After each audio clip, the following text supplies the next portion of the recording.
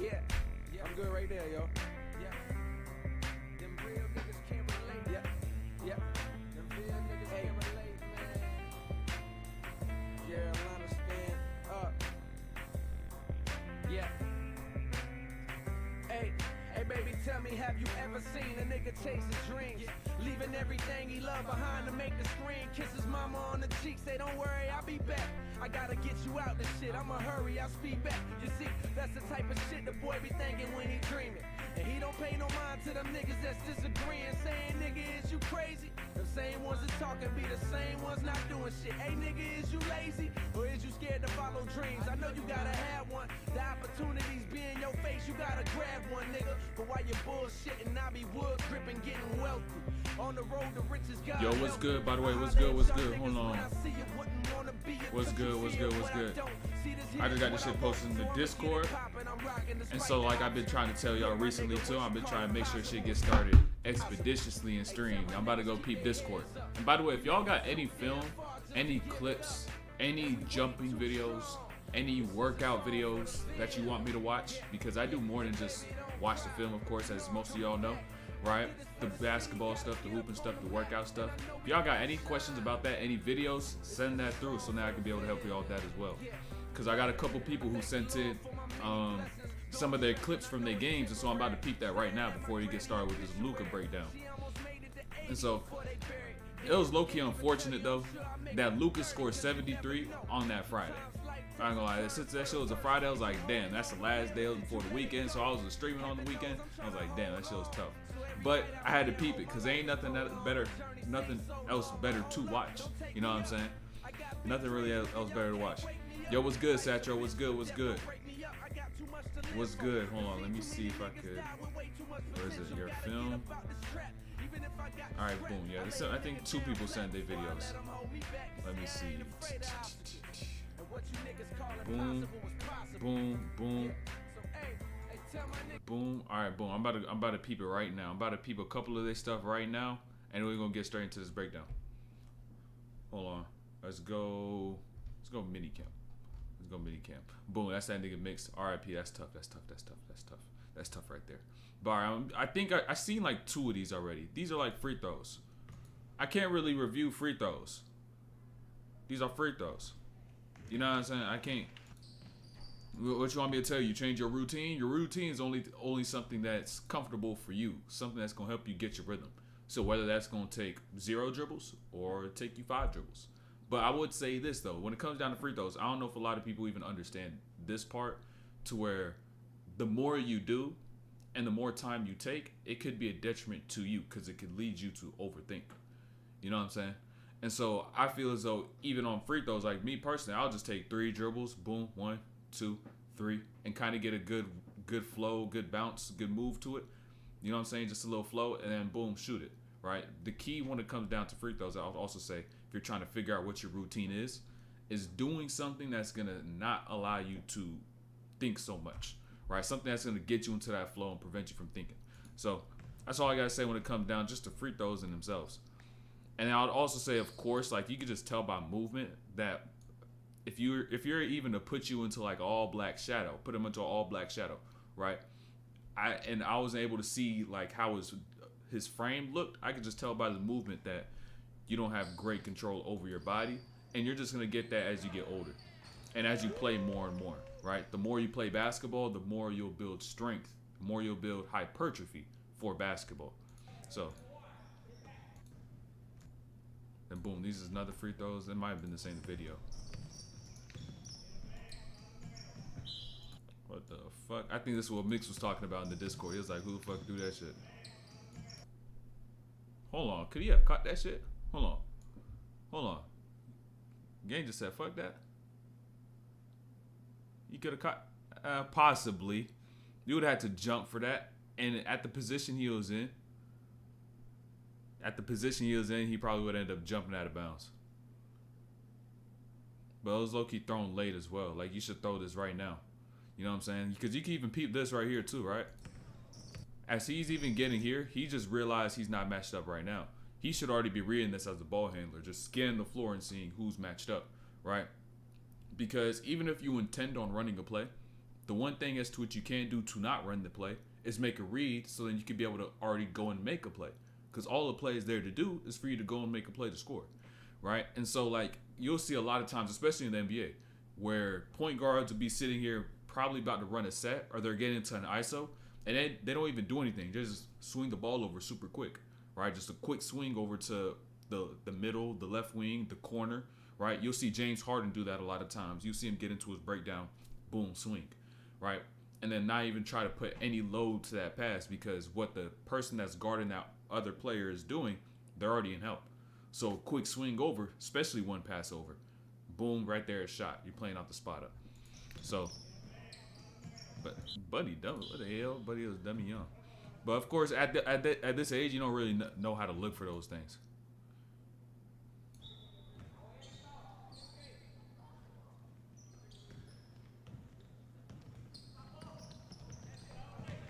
All right, I don't. Yeah, I don't think he turned the camera on this one. Yeah, I can't see the other side of the floor. But peep this too, though, right? Full court press, full court press, full court press. Y'all gotta understand. Understand. In a full court press, your goal is not to get in the backcourt and get a steal, right? It's just to put pressure on the person with the ball. That's all it is. Your goal isn't to try to get a steal. You just gotta put pressure on the player and force them to make the wrong decision, right? Force them to make a mistake. Get them out of their pace. That's the goal of it, right? Just to make it a little tougher for once they get into the half court. It's not for you to get here then do that, right? Do that little stunt shit right there where you jump the lane and now he goes behind you, and then this leads him to having a whole downhill attack against a player who isn't really ready for that. You know what I'm saying? So ultimately, you just gotta stay calm in those situations. Gotta stay calm. I just realized the volume was dumb low on this. Hopefully that's not too loud. Hold on.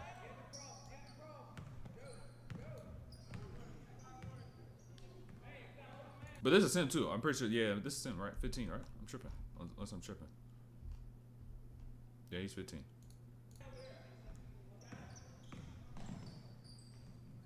You peep the off arm, but then once again, lack of control. Once again, lack of control. Right? So boom, peep this. Little size up, hand check. I feel as though that was probably something that was kind of conscious, and especially at this age, it's probably something that's what you may be working on, and you're kind of making it conscious, so then it can become subconscious, right? And then you kind of made that move and understood, oh, you seen that? Boom, that's now become a reflex. So continue to maintain that reflex of using that off arm, kind of using that off arm swim move, like kind of you doing right here. But also understand this: that's not the only time you should be doing this, right? This little off arm swim move. Do that shit off the ball too. Don't just do it when you're playing on the ball. Do that shit off the ball too. Because that's what's really going to be getting you open, especially on cuts. If you do them shits on cuts, there's going to be so many times as to which you're going to have that open cut. And if someone does help over, boom, swing, playing the rotation, right? So regardless if you get the bucket or not. But what ended up happening down here? Hold on, let me see if I could. Oh, you went for a float? You went for a float? I think you may have went for a float. I can't tell. The fucking I can't see that. I can't see that, bro. Buddy fell. I can't really see how quality of a float that is. But I'll also say this: just judging by the free throw, by judging by the form of the free throw, and then going for a 1 foot float, that tells me, is a 1 foot float the best thing to go for? Because if your jump shot while you're stationary and bilateral, right, where you have 2 feet on the ground, it's already unbalanced. What do you think is going to happen when you have an attack that's damn near at your full speed, and then you're getting into a jump off one? It's going to be even tougher. You know what I'm saying?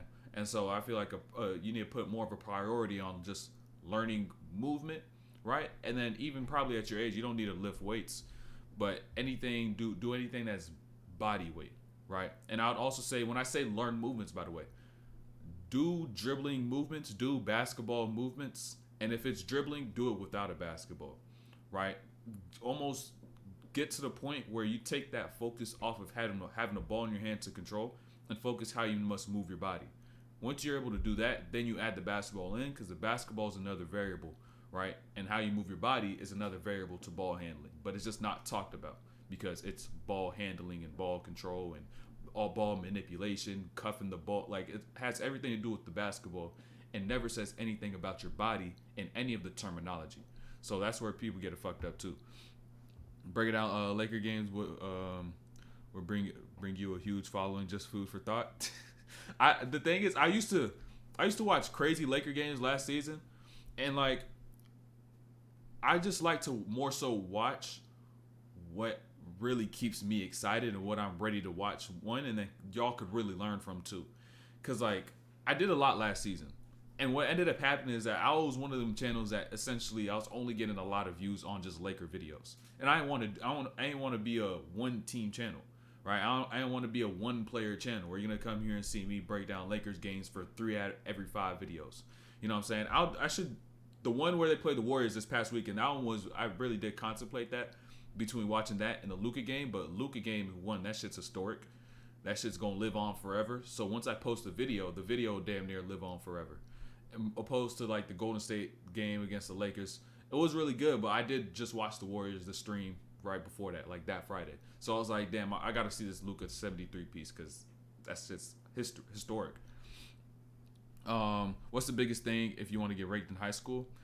I would say you should even care about getting ranked. Like, I would even give a fuck about it. I'm gonna keep it a bean. What rankings really boil down to is the amount of exposure you get, and then how much talent you naturally have. And so the person who has the athleticism and the bounce is going to stand out more so than the player who's fundamentally sound, right? And especially even being in high school, being fundamentally sound is not going to be as often. And to really grow into being like that, being fundamental and dominant, is going to take some years. And so when it comes down to that, if your goal as a person is like, damn, how do I get ranked? You got to switch that to now, how do I play the long game, right? So instead of thinking, oh, shoot, how could I be the top of my class right now? I think, how could I be the top of my class 5 years after my class is done? You know what I'm saying? That's how I thought of basketball when I was playing, and I even still think about it like that to this day.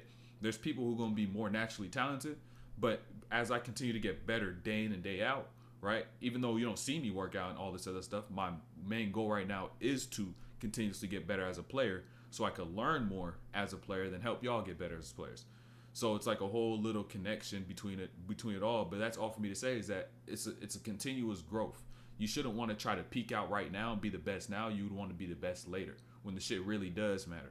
When it comes down to really being a pro, and not just being in high school, being a year out of high school or two, and whatnot. Like, think bigger picture. I'll say that as well. Just think bigger picture, because that's where a lot of players get caught up. And even like my freshman, sophomore year, I was like, damn, is this what you got to do, get ranked and everything? But I just was honest with myself. I'm like, I don't got the talent right now. I don't have the skill right now. You're just gonna have to get better in time and just outwork your competition as the years go along. And that's exactly what I did, and that's what I'm still doing. And so even when I'm 23, 24, I'll probably already be exceeding all my peers who still try to play professionally, play competitively. While meanwhile, I'm more so coaching, but at the same time, I still have the skill set of a really high level player. So all that for me to say is, don't worry about rankings. Don't worry about rankings. Whoever needs you, wherever you're meant to be, is who's gonna find you. And you gotta trust that. You just gotta trust that. If you trust your work, if you work hard, you'll be able to trust that. Have that belief. Do EYBL take unranked but good players, or you must be ranked? I mean, for EYBL, you gotta of course have the talent already. You know what I'm saying? And mind you, I said talent, not skill, just talent, right? And so some players will have the talent, they won't have the skill, but they don't have the connections. Like, they know some people, boom, they got on this team. Or there's some person. Meanwhile, there's some person out there who's under the radar and not many people really heard of. You know what I'm saying? So like, if you're even, the same thing like I was saying before. You should even put a priority. You know what I'm saying? Put so much of an emphasis of, I gotta play EYBL, right? Because you're at this point in time. How old are you, Philip? How old are you right now? Right? Let me know. Because at this point in time, you may be trying to play a game as to what you cannot win. Right, and in trying to play a game as to what you cannot win, you're just wasting the energy that you're devoting to something is now you're not able to maximize that fully. Right, just turned 17. You just turned 17, meaning you're gonna graduate 2025. your focus shouldn't be, oh, how do I play EYBL this summer? Because you're probably already behind the 8 ball, right? But you just need to come to terms with that, right? In your junior year, right? You need to come to terms with, okay, I may be behind the 8 ball right now, but what could I do with the skill set, with the assets I have right now to then put me in the best position now to set myself up for later, right? You said that's your goal. I mean, you got to also have connections to play EYBL, 1. And then 2, the people, especially at this age, like you think about it like this. The people at this age already playing EYBL at 17, who's a junior about to be a senior next year, right? They've probably been on those teams for years already. They've probably been playing there for 3-4 years. They're not just them and the coaches have connections, but their parents have connections with the coaches. And so there's going to already be a priority, right? They're already going to have a whole lion's share, bulk of the playing time, of the burn that they're going to get, right? So you may be on the EYBL team, but you're playing 8 minutes. What the fuck is the point of being on the EYBL team playing 8 minutes? You're not going to have no film to be able to send out to coaches, and coaches will barely even see you play, right? And so when it even comes down to AAU, they have a whole 12-man roster. You got to think about it like this. 8 of them players are really playing, 9 of them. Other 3, other 4, riding the bench, or even those players at the bottom of the rotation, they're not getting that many looks.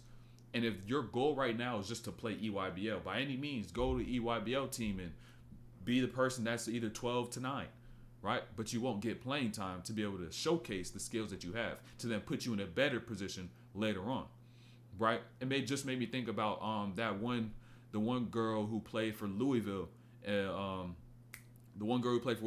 forgot her name. Then she went to LSU, right? This season, LSU just won the championship, but now she just went to LSU. And even having like a crazy ass year that she had last year, like leading the nation in points and shit damn near, right? Like number 2, right? Like up there with Caitlin Clark in terms of numbers. She went to LSU. Now she's not getting as many looks, right? But you're on a winning team. But at the same time, your skill set and your performance is not really matching up to what you could have done while you're over there. So if you want to be able to get to that next level, right? How highly you're going to be scouted is not going to be as much as it would be had you just kept yourself in a situation where you were that number 1, where you had more opportunity, right? More opportunity is just simply having more playing time, right? And so essentially what it may come down to is her stock being dropped, her ability to grow being low, not being as much, because she decided to take a step that would benefit her right now, but in the long run, right? In the long run, it may hurt. Because you decide to sacrifice at a level to where there's way more levels to what is to come. So when it comes down to just EYBL, trying to play at the max level, trying to be around this and that, like I don't really see the benefit to it if you're not already there, especially at this age, at this point in time. Yo, what's good, P? What's good? I think I got 2 more things to peep. Oh, Jerry right here in the Discord. Yo, what's good? What's good, Knuckles? Where you from? Do you hoop? Or what's the game like if you do hoop? Hold on.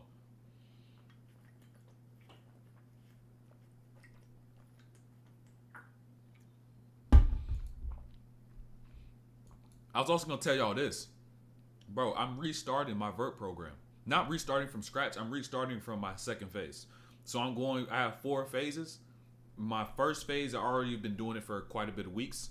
I just had to get reorganized to know how I need to go forward. And so I'm restarting from phase 2. And then from my second phase, I'm going to do my third, I'm going to do my fourth. And then I'm going to see how far the fuck I'm going to get. Because I think what I may do when I drop my program is that it may be a 2-part program, right? I can't drop the full details on it, but it's going to be a 2-part program that's going to work on your ability to translate bounce and translate vert to then being able to actually use that shit in a real game. Because a lot of programs will teach you just how to jump, but they won't teach you how to be able to take your ability to jump and use the similar angles that you use while you're going off the dribble. How to play in those ranges, how to be low, then get up high. You know what I'm saying? Little things like that. How to actually be able to get a dunk over a help defender when they stepped up high. You know what I'm saying? How to be able to read and react when it comes to dunking and jumping. Like, I want to be able to have a whole part 2 to my Vert program just for that. Who you got dropping 60 points next, and who do you think will be Kobe's 81? 60 next. I don't see Tatum being able to rack up a 60. Like, he could get 60, but I don't know. I think he would have to get hot as shit. Because the thing with that is as well is the way their team plays. I don't know if he has as much. Oh, go do everything on your own. Ant could score 60. Ant could score 60. He has him enough freedom. Ant could score 60. Embiid and Luka, of course, could go for another 60. It just comes down to opportunity and how much freedom do you have within the offense. So like, I don't think y'all really understand this too. I was gonna say this when the breakdown started, but I don't think y'all understand the fact that the people who scored 70 are people who you could have anticipated scoring that many points at some point in their career, right? And also they're the number 1 and 2 scorers in the NBA, I believe, right? Luka and Embiid, right? It just so happens that it happened in the course of a week. It just happened in a 1 week span. So it's like, damn, this shit happening all the fucking time. There's no defense.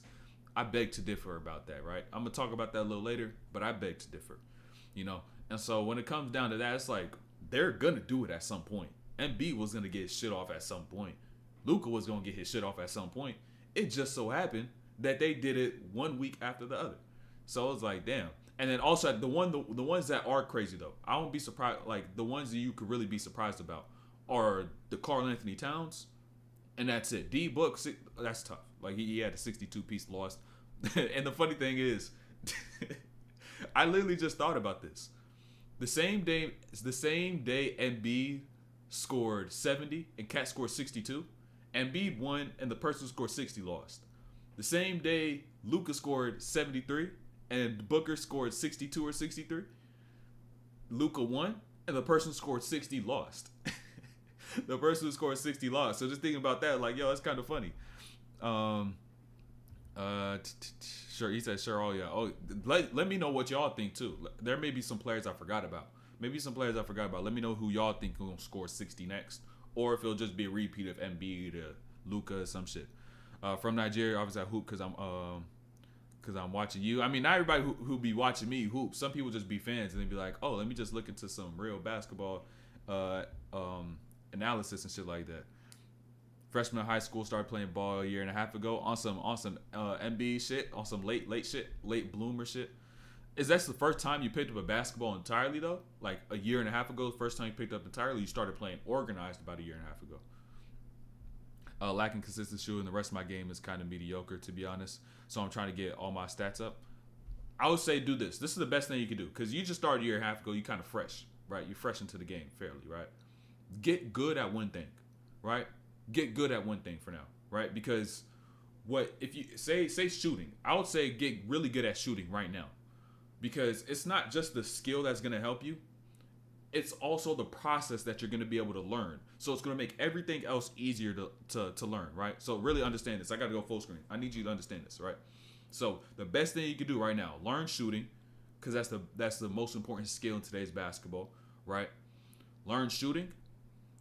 Then get it to a high level to where once you step on the floor, they're like, oh, he's a shooter, he's a threat, right? We got to watch out for him, right? Get it to that level, right? Get to that level of shooting, and then after that, you could be able to say, all right, I looked at the process for what I did to get better at shooting. Let me apply the same mindset to now learning how to dribble, right? Learn the different fundamentals of a dribble, the different components of dribbling, right? Get my dribbling reps in, right? Dribble oftentimes, play oftentimes. Right, apply the same process but just to a different skill. So then you can not only be a threat at shooting, but then you can become a threat at dribbling, right? And that's kind of how I've been able to expand my game in many different ways while not being talented. Is seeing the process I took for shooting, then I applied shooting, then to dribbling. Then from dribbling, I applied that to athleticism, vertical jumping. Of course, it's going to take time, right? But at the same time, you have more resources than I did. Because what you have access to are people, me, and then of course other creators, but probably I'm damn near the most accessible because I actually live stream and read chats, right? And so you have someone like me who has been through it. So if you have a question on something, I could be able to say, oh, boom, go do that. Or, oh, go do this. Or, nah, that's not going to work. Forget about that. That's going to waste the time, right? You have people who've even been through a process to where it can expedite the process for you. So I would say utilize the resources, master a skill right now, and I would say that's with shooting. And then now it's like, okay, where do I start with shooting? Start with shooting close. Work your way inside out. Work your way inside out, form shooting, then begin to take steps back through after the course of weeks. Once you master shooting in the paint, boom, take another couple steps back. After that, boom, take another couple steps, like, and continue to go about that process. So D-Book dropped 46 last night on like 17 and 23 efficiency, still lost by like 15. Because you know who he played, right? You know who he played, right? You know who he played, P? He played the other P in Orlando. He played Paolo Banchero, the Eastern Conference All-Star, you know what I'm saying? He played Paolo in the Orlando Magic. So, of course he lost, man. It's going to be tough. It's going to be tough. Book is balling. The thing, I feel like this may even hurt the Suns because it just seems like Book being the point guard, Book is only playing for his looks. Like, he's not looking so much for Beal, for KD, because he's already so much of a scorer in terms of his mindset. So, like, how well are they going to be able to balance that scoring? Because, of course, it's like, oh, anybody could go off at any point in time. But how do you maximize each one of those three so that each game you can win and you don't have to put too much weight on one person's back in the game because you still have these two other threats right next to you. So I feel like that's something else they gotta have to balance out. What's your opinion on Taylor Swift, Pat DOR, bro? I don't care about Taylor Swift. Taylor Swift gonna do Taylor Swift. I don't even keep up with the football, Travis Kelce and all that other shit. You know what I'm saying? I don't really know. You should. That's a better question for Kanye. You know what I'm saying? Ask Kanye what do you think about Taylor Swift. What do I do if my shot form is good and my shot is usually lined up, but I always hit back rim? Keep shooting. If you always hit back rim, look. If everything's in line, look, Knuckles.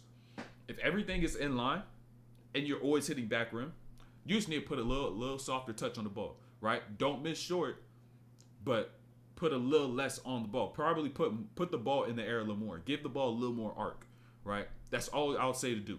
Because if you're not missing right or left, and you're only missing back rim or maybe short, that's a good sign. Because that shows your mechanics are keeping the ball straight to where it needs to go. It's giving the ball a chance to go into the rim. You hit right, no chance. You hit left, no chance. But if you're missing back rim, short rim, or front rim, then that's a good sign. Your mechanics are already in line. The ball is staying in line. You just need to change how much power you're putting on the ball. So if you're always hitting back rim, I would say to put the ball in the air a little more, give the ball a little more arch, and you should be straight. Because it's gonna take the velocity that you put, the power that you put, instead of having to go out and hit that back rim, it's gonna shorten it up and it's gonna put the ball in the air a little more. So it could drop one, and then two, it's also gonna have a softer touch. So now, say if you're shooting a mid-range shot, the ball's in the air a little longer. On that drop, it's gonna have a softer touch. Boom, it's not gonna hit that rim so hard, go long ass rebounds and shit. And now you may be able to get those bounce ins if you do utilize a mid-range game in time. So I would say just put a little more arch on the ball. Trust. Could we with Paulo? No, I can't do that. I can't do that. Why do you want? She's ruining the NFL. Yo, what's good, Alex? I don't give a fuck about no NFL. She gonna ruin the Orlando Magic. What the fuck? I don't want that shit over here. I'm good. I'm gonna go like this. I'm covering the screen. But Terry looks like she doesn't even give. Y'all niggas is out of pocket. Use out of pocket today, Z. Z, by the way, I posted a plyometric workout in the membership section. So it's a cool little 3 workout plyometric day I'd usually do. It's one of my favorites. Sprint based, but I enjoyed it. It's one of my favorite ones I usually do. And it's efficient too. It's not taking a lot of time. You're just getting straight to the bread and butter. Ain't doing no bullshit workouts. Ain't wasting no energy doing some shit that don't really matter. Straight to it. Straight to the sauce. I have a problem. I have good shooting form, but my shoot goes in front instead of going up. What you mean goes in front instead of going up? Like you shoot flat? Is that what you're saying? Like you shoot flat instead of the ball going up, it goes front, hits front rim type shit? What do you mean exactly by that? I watched the last full Suns games. They had a lot of dumb turnovers. That was the biggest problem. Bill was struggling with a shot after drain 3 minutes to start the game. I mean, you're playing the Magic, so it's gonna be tough, bro. It's gonna be tough. I already told you. You're playing Orlando, man. We bleed blue around here. It's different. Magic are like top 5 or like top 7 or some shit in defense. They're like one of the best defensive teams this season. They don't put up a lot of points we don't play at a super high pace. So it does inflate the defensive stats a little bit because number of possessions and whatnot. But defensively, like, we solid. You know what I'm saying? We solid. Where do I buy the membership? I can't find it nowhere. You gotta go to Safari. You gotta go to Safari. You gotta go to on a desktop, like on a laptop or an actual PC. Then you'll be able to actually join it. I don't know why it's not on iOS, but like in the regular YouTube app. But it's just dumb. But it's literally making it way harder for people to do certain things. So I'm pretty sure if you go to Safari, you go to a browser, then you go to YouTube, you sign in and everything, you'll be able to see it. Or you just have to go to go on the desktop on the laptop. My shooting hand goes in front instead of going up. So your shooting hand, what you mean goes in front instead of going up? Like what do you mean? Like it's hard for me to picture that. Like it's hard for me to understand like in front. I could see your guide hand. I could understand the guide hand, but like in front instead of going up. Like here, you going out here. Like you finishing out here instead of going up here. Is what you're saying? Yo, what's good, Andrew? What's good, Andrew? I'm about to peep. Somebody sent me some film. You know what I'm saying? If you're in the Discord, you gotta make sure. Boom, you can send this stuff in the Discord right here.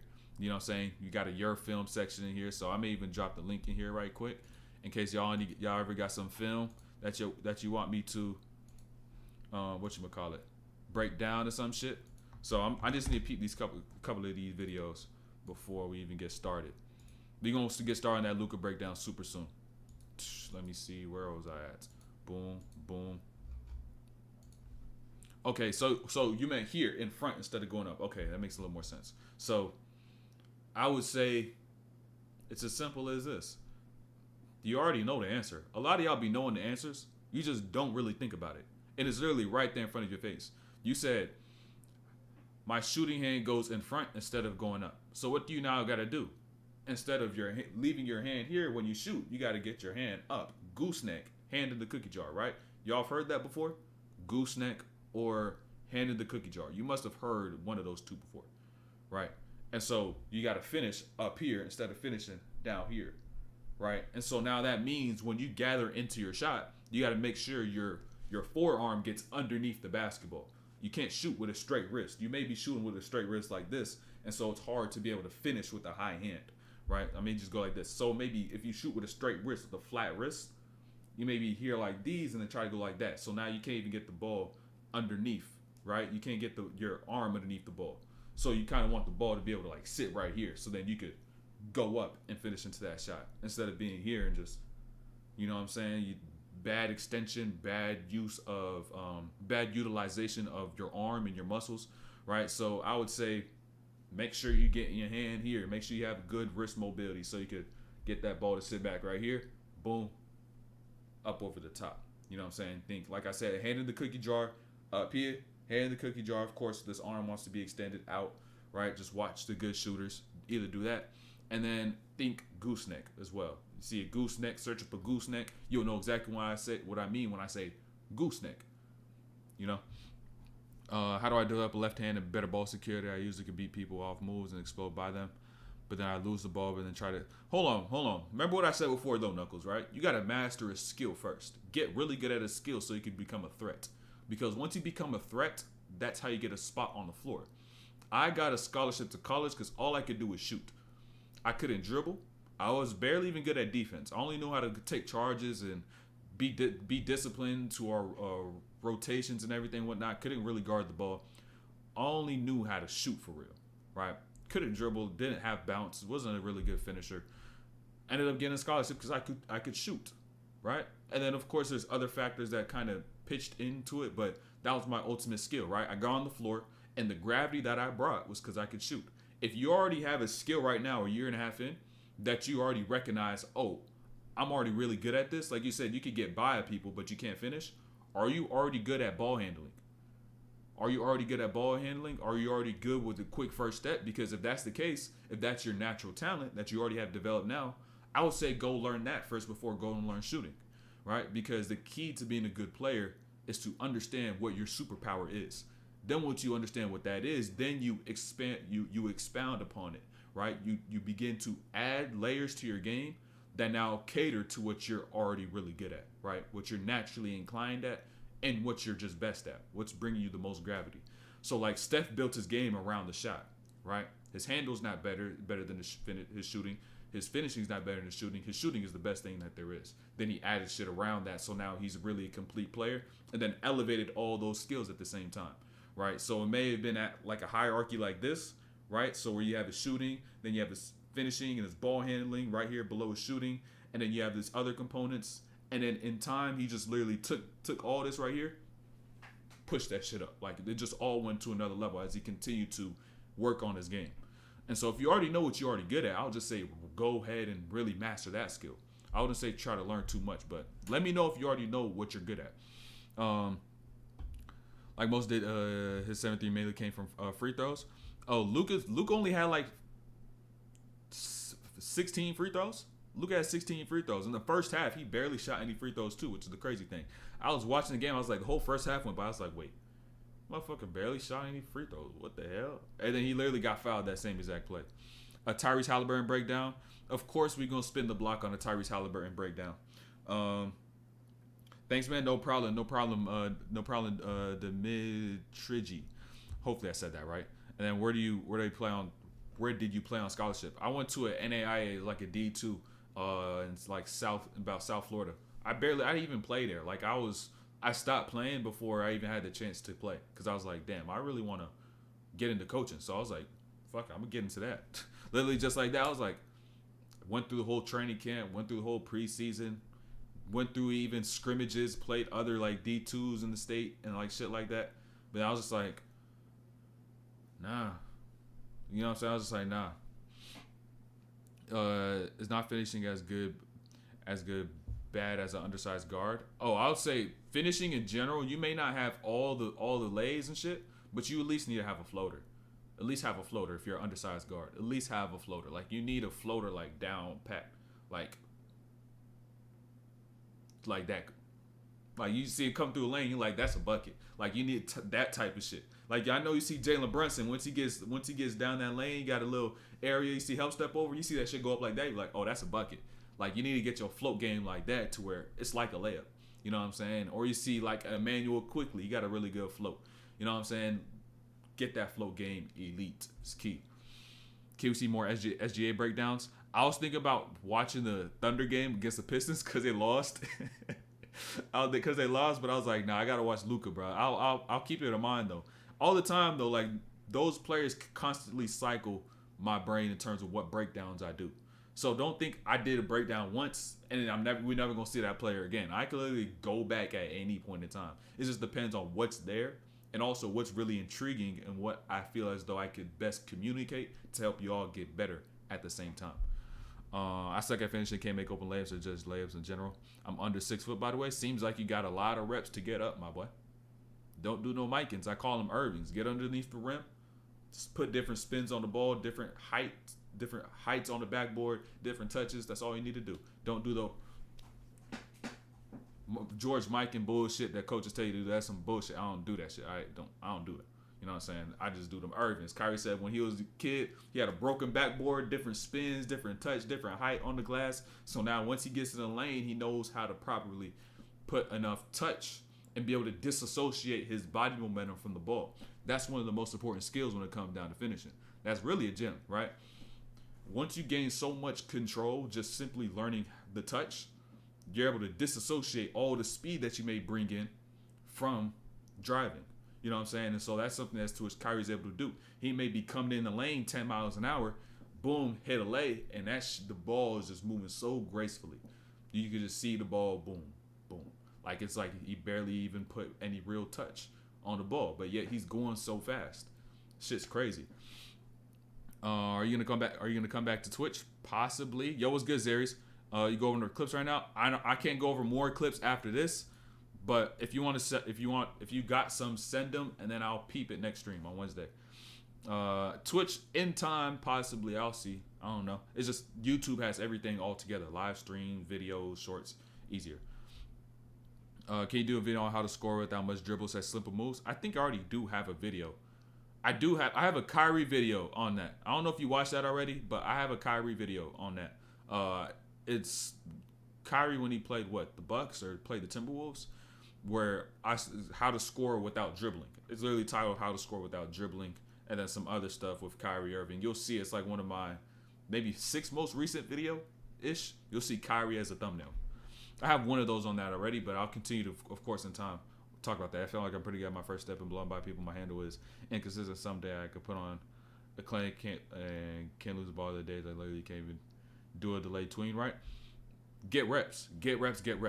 That the fact that you're able to do it really good on some days shows the fact that you can produce in that skill, right? You're capable of doing that, right? And so it's not like it's, say, shooting where you could go in the gym and not make anything most of the days, right? You could see that you could be really good at the skill. It's just about being consistent with it, right? And I could tell you this: if you're consistent in terms of how hard you're working on it, right? Even on the days where your handle is bad, right, where you just turn the ball over, you go and put some extra work in to make sure you're sharp, right? You remember how it feels like to now have that ball in the string, and you constantly drill, you constantly put the reps in. You live with the basketball in your hand. So like if you're going to walk somewhere, you're going to go, I don't know, to the store or some shit like that. You're just dribbling all the time. You outside, you're just dribbling, doing anything. You don't have to be sitting there doing drills all day, right? Because that shit get boring, right? If you live with the ball in your hand, I guarantee you're going to be able to take your handle to a level where it's consistent. That's why you see NBA players. It's not like you'll see Kyrie or Steph really have an off day with dribbling. It may be decision making, but in terms of their handle, it's not like you're going to see them get ripped like 4 or 5 times in the game. You know what I'm saying? It just don't happen. So you got to get the reps up. Once you get the reps in, and when the reps up in terms of dribbling is just getting more dribbles, right? You just got to get more dribbles in. So that's how players get that natural flow, that natural rhythm, and that cadence with the basketball. That's what I come to understand, because all I did, I'll go to a park and dribble for about 1.5 miles, 2 miles. You know what I'm saying? That's how I got my reps in to make up for all the missed time I had when I was younger and I wasn't living with a basketball in my hand. I'm from UK and live in the UK too. Do you think it's hard to get offers here? I mean, if you're trying to come to the States, of course, because now you gotta find the people who know people. You know what I'm saying? So like, it's not like, oh, you could just go see somebody and they work directly. They work in the NCAA. They work in some shit like that, right? You have to find somebody who knows that person, and like just to find another person makes it a little tougher. But what you can utilize is this right here, your phone, right? This is literally a satellite in your pocket. Y'all don't realize this, but this is a literal satellite in your pocket. This shit could take, like, I could communicate with somebody from goddamn Malaysia. You know what I'm saying? I could communicate with somebody from damn the Netherlands in this motherfucker. Goddamn anywhere, Egypt.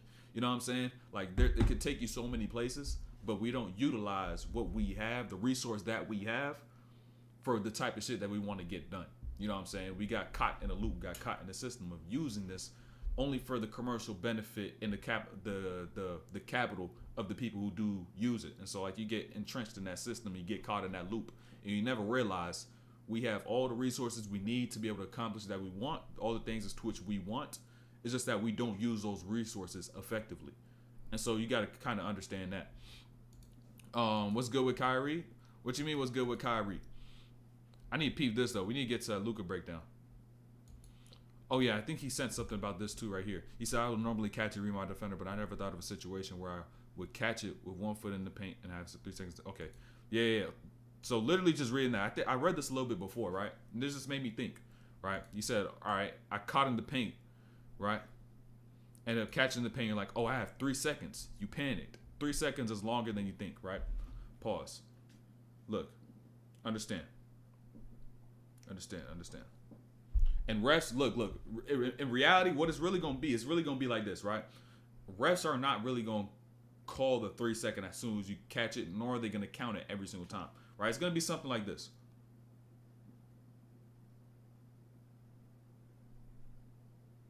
You got a lot of time. That's me. That's a lot of time in basketball. That's a lot of time, right? You catch, especially since you're not really fully established in the paint. You know, this high school, they not really gonna count shit. They ain't gonna. Hold on, I'm not even showing the screen, but you know these motherfuckers really ain't gonna be counting. Like, and even their counts be slower. They barely even check for offensive 3 seconds in the paint, right? And so to worry about that, especially at this age, is dumb. Like, don't waste your brain. Don't waste your thoughts on thinking, oh shit, I got 3 seconds. Like, that's a waste of your time. These motherfuckers, bro. Look at Buddy, bro. He looking like he checking. He look like, I ain't gonna say EDP 445 on this motherfucker. I don't know why he's standing like that. I don't know what the fuck he doing, but like that just shows you them motherfuckers ain't really making sure everything gets called. They miss so many goddamn calls in the game, bro. They only looking for the real serious shit. So don't get panicked in the situation. Immediately put the ball down, right? In the situation like this, should be a catch, turn, read the defense. If you don't put the ball down, you'll see they all collapse. You kick out to your teammate right here. Literally, that takes 1 second, right? Catch, turn, collapse, kick. All it is, that's 1 second. 1 second, right? It's literally as simple as that. You got to think about making reads as a basketball player, like your computer, right? like your computer or a robot, to where it's literally an if and then if not system. Or if they don't help, if they stay home, all right, boom, I'm gonna keep. I can now go to work. If they decide to help in, I kick the ball out. It's literally that simple. You just got to make sure when you're in those positions, you know what to look for, right? And a lot of times, this is gonna be help side defense. Isolations, a lot of it's gonna be help defense. Post ups, help defense. Pick and rolls, help defense. Handoffs, help defense. Because the help defense encompasses, right, the number of people as which are help defenders are more than the people that are on-ball defenders. You only have one on-ball defender. You got 4 off-ball defenders, help defenders. If you're running a pick and roll, you got 3, right? And if it's a pick and roll, all right, I can automatically eliminate 1 because they're probably going to be on the wrong side of the roll, so I don't really need to worry about that. Or I already understand 1 that's on that side. And then already even understanding some coverages, how they've loaded up before, you may just have to make maybe 1 read because there's going to be 1 tag man, right? You got to read the tag, and maybe if you need to read past the tag to take away that, then you got to read that next person over. So like once you eliminate the variables and really trim the fat in terms of what you got to read, it's just gonna make shit a lot easier. You see, there's 10 variables on the floor. All you need to worry about is about 2 a lot of the times, right? A lot of this shit you're already gonna understand. So trade rumors, D'Lo a top 10 PG. I mean, he's been playing like it. Hasn't he been going off lately? He said another low light traveling call might take some of the big sets because my length. Hold up, pause. So it's hard to coordinate my footwork. Let me peep this one right here. I didn't see this at all.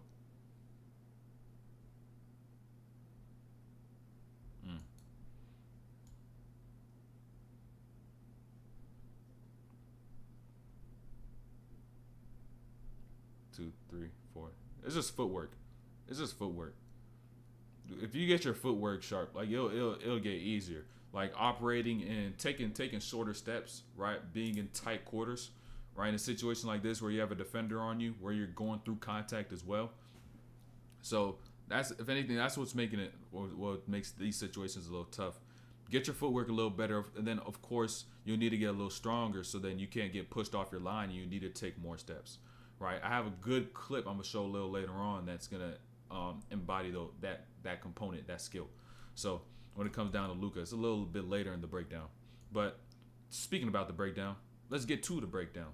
Let me just respond and let him know what time I responded on here. Boom.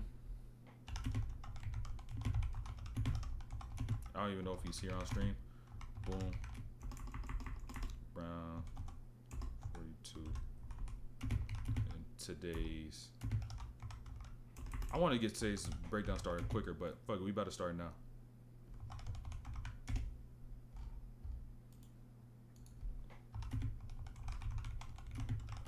The start of stream.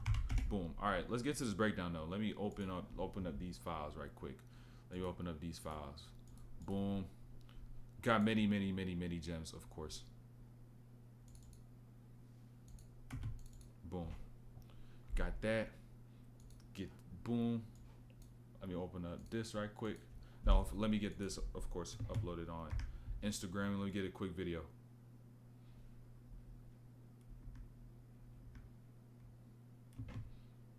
Let me get a quick video for Instagram right before I put this on the screen.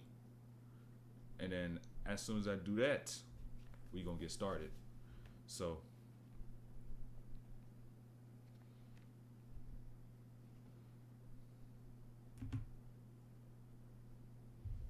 there we go. I ain't gonna lie, I'm locked in. Hold on. That was efficient right there. Hold on. I didn't think I was gonna get this at first try. Damn.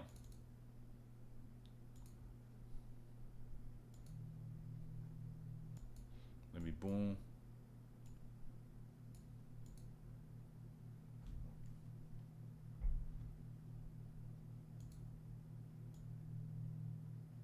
My headphones turned off. Let me get this poster right quick. Hold on. Give me 60 seconds. 60 seconds and we locked in. Boom. Boom. Boom. Boom.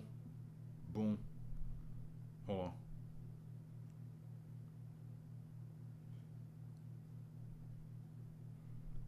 Boom.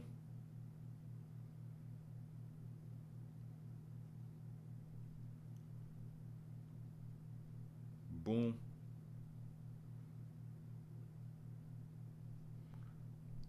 Boom.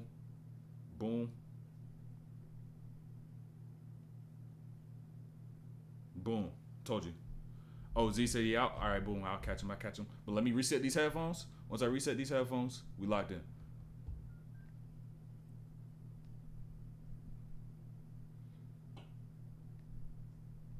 There we go. All right.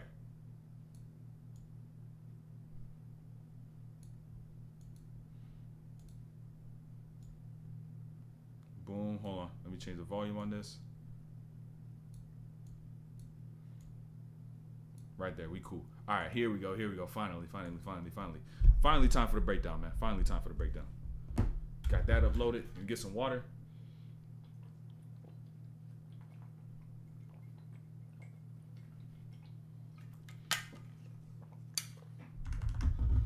Let's get started with this breakdown, man. There's one thing I really noticed, though. I don't even know if y'all noticed this, right? You probably could realize it if you've already seen some of this game at this point in time once I mention it, right? And once you're going to see it going forward. But the way as to which they used Luka Doncic without Kyrie, right?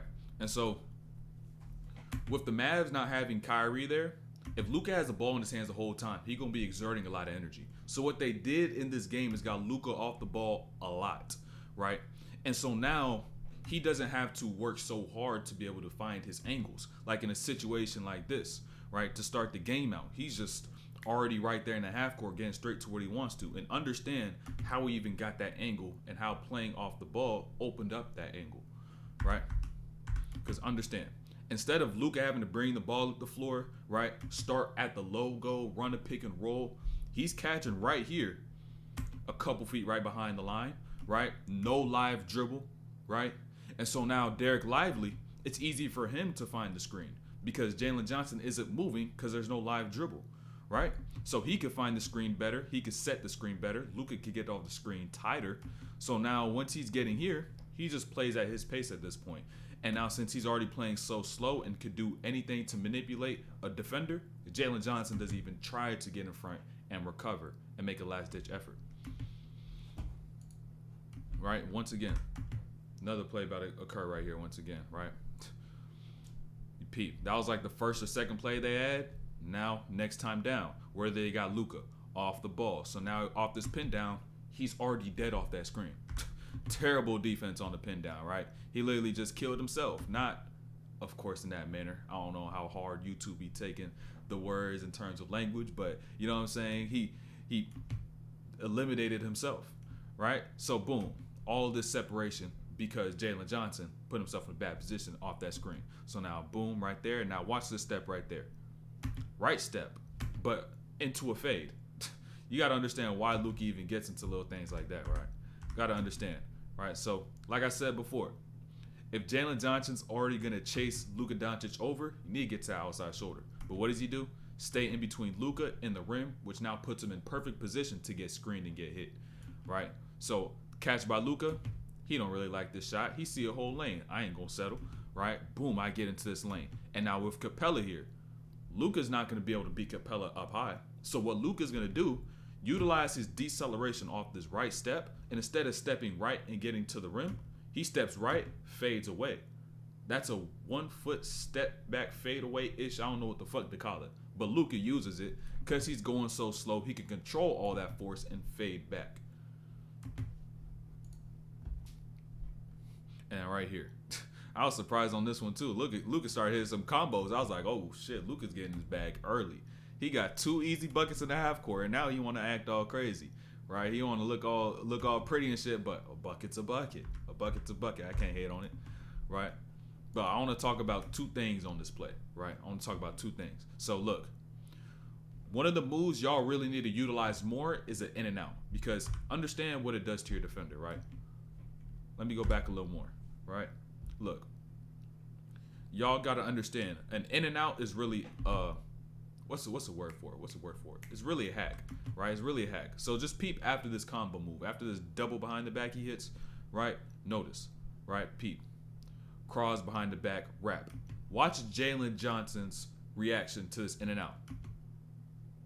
He just gets to a stop. He stands still. He's a statue, right? Boom. Now he's just waiting for Luka Doncic to go while he's still sitting there bilateral, not able to move in steps as to what you should do as a defender, right? So boom, now he gets left. And most importantly, once he clears his screen and gets downhill, this step right here by Luka is what sets up all his step backs, right? Because as Jalen Johnson's recovering, look at the step. Luka has now taken that step and occupied space. By occupying space, he's now forced Jalen Johnson to go around that space so that he can be able to get back in front. But at the same time, he's taking a step back. And now there's no contest. That your GG's is a bucket, right? Nah. To start the game off like this, to have those two really easy looks, and to have this one right here, about not even 3 minutes in the game, set himself up for something great. Where do you rank the in and out in your basketball list? I would say I would rock with it. My number one is probably a tween. Does a pound count? Does a regular pound dribble count? Because y'all don't realize you can manipulate a pound dribble about so many different ways. It's insane, right? So many different ways. So like I could manipulate the height I use of a pound. I don't even talk about it with Luka because he manipulates a pound. Or are we just talking about cross, tween, behind the back, in and out, right? We're talking about those four, right? Because those are really the only four that you could do. So I would say tween, maybe a cross, just because the push cross and misdirections, that's really tough to gauge. But that in and out is like damn near there as well. And it's for certain packages. It's for certain players. Like if you got speed, that in and out is gonna cook so many motherfuckers, right? Just in and out, you're gone, right? Nothing extra, in and out, you're gone. So like if it's catered to your play style, spam it. But in certain situations, like it's gonna be helpful even if it's not necessarily best for you and your skill set. And so it may be three before ahead of the behind the back, but yeah, I would say because a tween, you could use a tween for damn near. You could do everything with the behind the back. You could damn near do with a tween.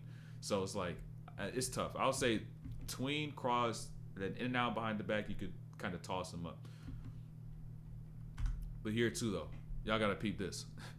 Hey, the real reason why Luka scored 73 is because he did this right here. Look, peep him. Jalen Johnson, boom. He ain't playing no goddamn defense. And at the same time, right? Look at the offense does. He doesn't need to even play defense. So he's going on this side of the floor and he's just conserving energy. He's just sitting here conserving energy, standing in the same spot, not making no closeouts, not making no rotations. And they just put themselves in their own hole. Turn the ball over them damn selves while they have an advantage. And the defense is disadvantage. It's crazy, bro. You don't be playing a lot of defense, bro. There's a couple more clips y'all gonna see. It's like, yo, it's tough. The push cross and transitions undefeated. Yeah. At first I was just thinking regular cross, but a push cross, the misdirections even, like misdirection is also a cross. So like that's tough as well. I can't put an in and out over that because there's so much variability in a cross. You're holding my shooting tip. You, my coach, could help me. I be telling you, I just know shit. You know what I'm saying? Some coaches be too stuck in their ways and they too stuck in the fundamentals. They be too stuck in the fundamentals. I'm going to practice every day to fix my jumper.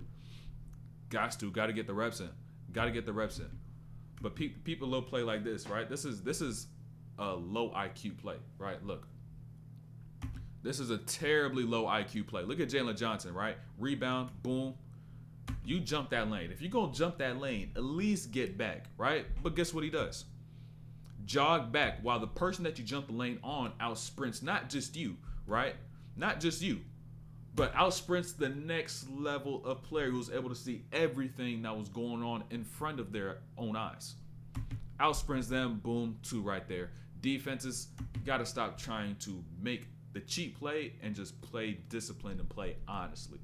Instead of always trying to make the, let me get a steal, let me jump the lane, and try to make these quick, easy plays. Because once you play higher levels, shit just not going to fly. And now right here on this play, I want to talk about a couple things on this play. The first thing I want to talk about, though, right? I'm going to talk about the reads and the coverages a little later on. But look at Luka, right? This shit is crazy, right? Luka plays so damn slow, right? Is that at this point right now, he's already going to go left. Take this dribble going back left, right? So look what Saddiq Bey is going to do already, since he's already out of position. Cross step over, while Luka, the entire time he was recovering, was already getting back left. And so now, since he overcommitted this one way, let me just go back the other way and give you something to bite on, make you flip that base and try to contest this shot. And you can't really contest that because that's a bucket. I'm going for 73. That shit's tough, right? But now look at this other side of it, though, right? I want you to understand this coverage going into the next play I'm about to show, right? And so now Luka gets here, right? You see this rollout by Josh Green, Trae Young stepping over. So now you're like, oh, Young's all the way over here. Why don't you throw this to Josh Green, right? But Capella, all right? I don't like that. Now I'm going to bring it back, keep that shit for myself. And you know what I'm saying? Now I get into my little bag. Boom, bucket. Now understand this next time going down, right? Similar action, right? But the difference is Grant Williams is their 5.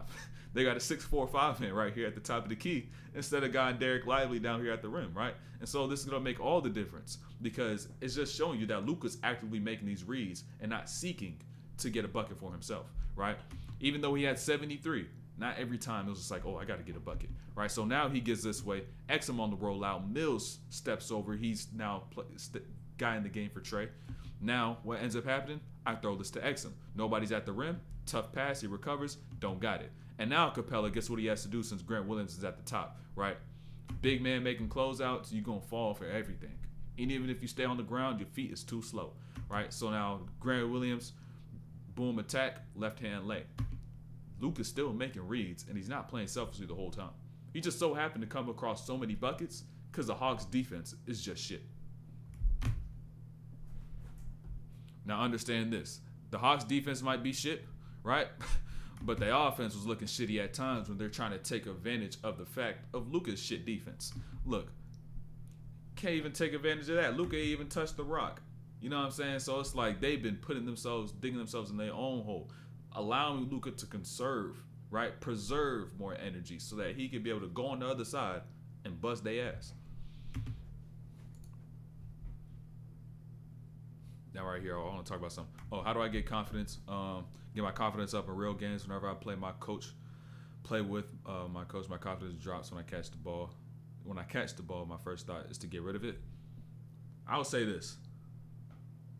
The one thing, this is something I really did learn from as I played and just kind of playing as I got older, right? And kind of reflecting. The one thing I wish I would have did when I hooped at all times, there are times I did do it, but I wish I did this at all times, is say fuck it. And understand the fact that my coach is a coach. He's on the sideline, and I'm in the field and I'm playing, right? And not just that. I'm someone who takes pride in the amount of work they put in to be able to get to the point as to which they are, right? And so a lot of my confidence came from how hard I worked.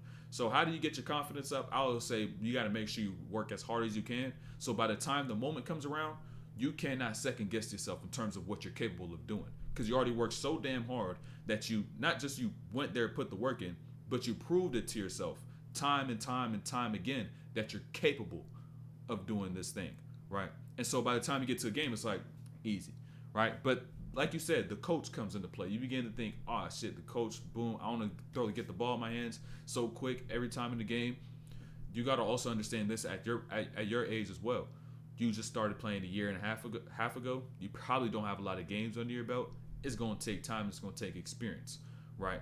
And essentially what I like to call that fuck it, right, is essentially that blackout, right, to where you almost cut out the noise and you play according to what your belief, in a sense. Not playing selfishly, but doing the things that's what you know you're capable of that your coach may not yet know, right? Because what you ultimately have to do to be able to get over that hump is prove to your coach that you're capable of doing something, right? And in order for you to prove you could do it, so he could trust you to do it, you're gonna have to go against the grain to do it, right? It's not like he's gonna say, "Oh yeah, I seen you do this. Let's just see you do it the entire game. Go ahead." You're going to have to, on your own confidence, on your own self-belief, go out on your own and say, when I see an opportunity to attack, I'm gonna do exactly what I worked on. I'm gonna do all the things I worked on, bring it to light right here, right now. So now your coach can be able to see, oh, you can do this. And not you just did it once, you did it twice, did it 3 times, 4 times. So now you become that player, right? And they learn to kind of put up with that. You make them acclimate to who you are as a player instead of you trying to acclimate to what they don't even know about you. You know what I'm saying? So you can't try to go and approach the game as if your coach already knows what you're doing and they're saying no. You got to prove it to him, right? You got to prove it to him. So then once that occurs, once you say fuck it, once you get kind of black out and just play the game as you know it, they're going to be able to get over that hump. And so hopefully that helps. And if you need to go back and see what I said in the stream, probably around like 103, 103-ish into the stream. So that's the one thing if I could go back and tell myself something, I'll probably just tell myself what I said just now. Literally, like, take that 2-minute clip and as a voiceover and send that shit back to myself in the past. You know what I'm saying? But here too, if Okongwu, right? You got to also, a lot of y'all need to understand, when do I drive? Look, a lot of y'all think, when should I drive the basketball? But just simply read the floor, right? And in this situation, it's really obvious which way Luka's going to drive if he wants to drive, right? And so, at this point in time, look at the floor. You got Dante Exum right here, Patty Mills. He's overhelping, right? But then you also have Tim Hardaway Jr. right here on your right with DeJounte Murray, and you got the ball in the middle of the floor. So what is DeJounte Murray going to do? Not help much, right? And so what is Luka going to do in the situation, right? He's going to work himself to his left, right? So then now that's going to open up that right even more, where DeJounte Murray is not helping, and he won't encounter help until maybe down here. But understand what he's going to do right here, a part of his game, right? Look, that slow step, that shit is lethal. That shit is lethal, right? So Pete, right? After he makes his drive right here, boom, 2, gets to the stop, stays on the ground just a little longer, so the player that's guarding him could jump, and he could come down while Luka's still going up. Split second right there, off of that great deceleration. Tough. So you can peep this. Yo, what's good? What's good? 11 hoops. What's good? What's good? But look, shots like this, you barely see Luka take. You rarely see him take these. Pick and pop, shot, not like easy buckets, man. Easy buckets. When you see Luka taking these shots off the catch, not thinking about them, you know he got it going, bro. Because a lot of times he may just catch, slow down, read the floor, call the pick and roll, now build his flow that way. But he see him do that, the quick shots off the catch, you got it. But even understand this on Atlanta part, this shit is goofy. I just really realized this too. This is goofy. You got Patty Mills, Exum, then you got Sadiq Bey. Now you're showing and leaving Luka. Of course you're gonna get burned. Of course you're gonna get burned. He already hot. He got like what, 16 and 13 at this point. You cooked. And right here too. I love this angle. I love this angle. This angle is really good. This angle is really good. Because understand this, right? Look. When it comes down to basketball, y'all need to understand this about driving. You'll never drive in a straight line, right? And so what it's always going to be is going to be a line like this that's curved out, right? You just look at the line of attack that Luka had at this point, right? And a lot of people think, oh, I got to get really good linearly, like just going straight. But you're never really going to be going straight. You're going to have to curve out a lot of these angles. And so ultimately though, right, like you could just really see the spacing of an NBA floor, and that's kind of crazy here too, right? You can kind of understand what Luka is seeing, what ball handlers are seeing, right? And so you can't get caught up in the fact that thinking, oh, I'm gonna drive and I always have a straight line, because what it's gonna be is that you're gonna have to drive and curve out these angles, right? You're gonna have to curve out these angles, and also just understand he's in the middle of the floor too. This is why the middle of the floor is so powerful. Like I was just saying prior to, right? So if you're an isolation player, any chance you get the ball in the middle of the floor, because notice how help is going to be stacked up, right? Boom, boom, boom. He's already leaving out, right? So when you decide to work your way in a certain direction and get back the other way, what it's going to be is these players are sitting outside the paint, right? And if you want to make a pass, they're one pass away. So that first level of help is going to have to commit over to take away your drive, right? So now this is going to leave Luka with a lane right here. Boom. Oh, let me get a little stingy with it. Lay right there. Boom with the left. That's tough, right? So that middle of the floor, that's why you see Embiid get there so often, right? That's why you even see Jokic in the middle so often. Everything is a one pass away. And that first level of help has to take shit away. And that pass is going to be quick. And then it have to be a swing, right? Because that weak side rotation can't be there. All right, let's go back one more time. Because say, look, all you want to show this one more time. It's the last time we go through this, right? Understand, in the middle of the floor, even if you get right here and you want to kick the ball out to this player right here, this player is going to have to make a long ass rotation. And then boom, after they make this rotation, swing right there immediately. Who's closing out to that? That's why the middle is so powerful. There's none of this weak side rotation. Boom. No, you're cooked. You're done, right? And so even then, you can still be able to get to the rim and get your bucket because that player won't commit. That player just won't commit. That's tough. How do you drive in crowded and tight spaces, though? You don't. You pass the ball. This is like you don't drive. I don't think a lot of y'all realize that. Like, y'all try to force some shit that's just really not there. So like you'll think, oh, how do I drive in a huge crowd? How do I get between 3 help defenders? Like, nigga, you don't. I gotta say this one more time, bro. Y'all think, oh, how do I drive through a whole crowd when I got 2 help defenders step over and my defender is recovering? How do I drive? How do I get to the lane? Nigga, you don't. You pass the ball. You pass the ball. You're not gonna get through that fucking crowd of 3. You got, cause with that crowd of 3, you got 2 open players with 2 help defenders. So you ain't gonna get shit off. Pass that shit up, my guy. Don't try to get a turnover, because you try to dribble through that shit, you're gonna get subbed out the game, especially in high school. It's just not gonna work, bro. It's not gonna work. Before I pass out on the bed, who would you rather, Taylor Swift or Camille? I don't even know who Camille Kostek is. I ain't gonna lie, I do not know. He said, who would you rather? He said, who would you rather, bro? He ain't say smash or pass, and he said, who would you rather? You funny, bro. You funny. Google it. I can't Google it right now. I'm operating at too high of a level to tune to such low of a frequency. If I do that, the rest of this breakdown gonna be dog shit. You're gonna hear me stumbling over every single word I say. I can't be at that level. All right, maybe gotta do that a different day. Gotta keep it pushing though. All right, right here, little miscommunication. But peep this though, right? Look, normally on a ball screen, right? When a defender goes under the first time, right? You rescreen and they usually go over the second time. But he ain't go over on the second time. So this led now to miscommunication, because since he died on that screen, the player in the drop is dropped back. It is not alerted to the switch. Not until they realize, oh shit, he ain't get back. So now Luka, full replacement, step back, over the top. Give me another bucket. Tough. And right here too. Understand this right here. Right. You got Trae Young with Luka, right? This should be barbecue chicken. But this is something a lot of y'all hoopers do right here too. Is that y'all get a lazy defender, and what do y'all do? Right? You try to play, you try to be cute, and then you settle. Right? Understand, your advantage in this situation is the foot speed. So why are you trying to use your speed and get into a quick step back instead of using your speed to get right past them? Because you know they're not going to try to beat you to a spot, nor are they going to be able to if they tried. They're slow, right? What do they say on the scouting report? They say elephant, cone, right? Drill cone. You know what I'm saying? Flat foot, fat footed motherfucker, big foot motherfucker. Like, they slow. So why not use the advantage that you got? You settle for a 3. Just make it all tougher.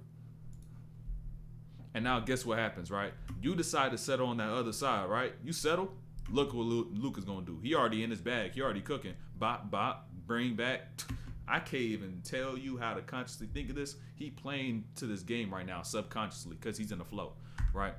Every single read right here, right? Every single read. Understand this, right? Every single read, right? I got to slow this down.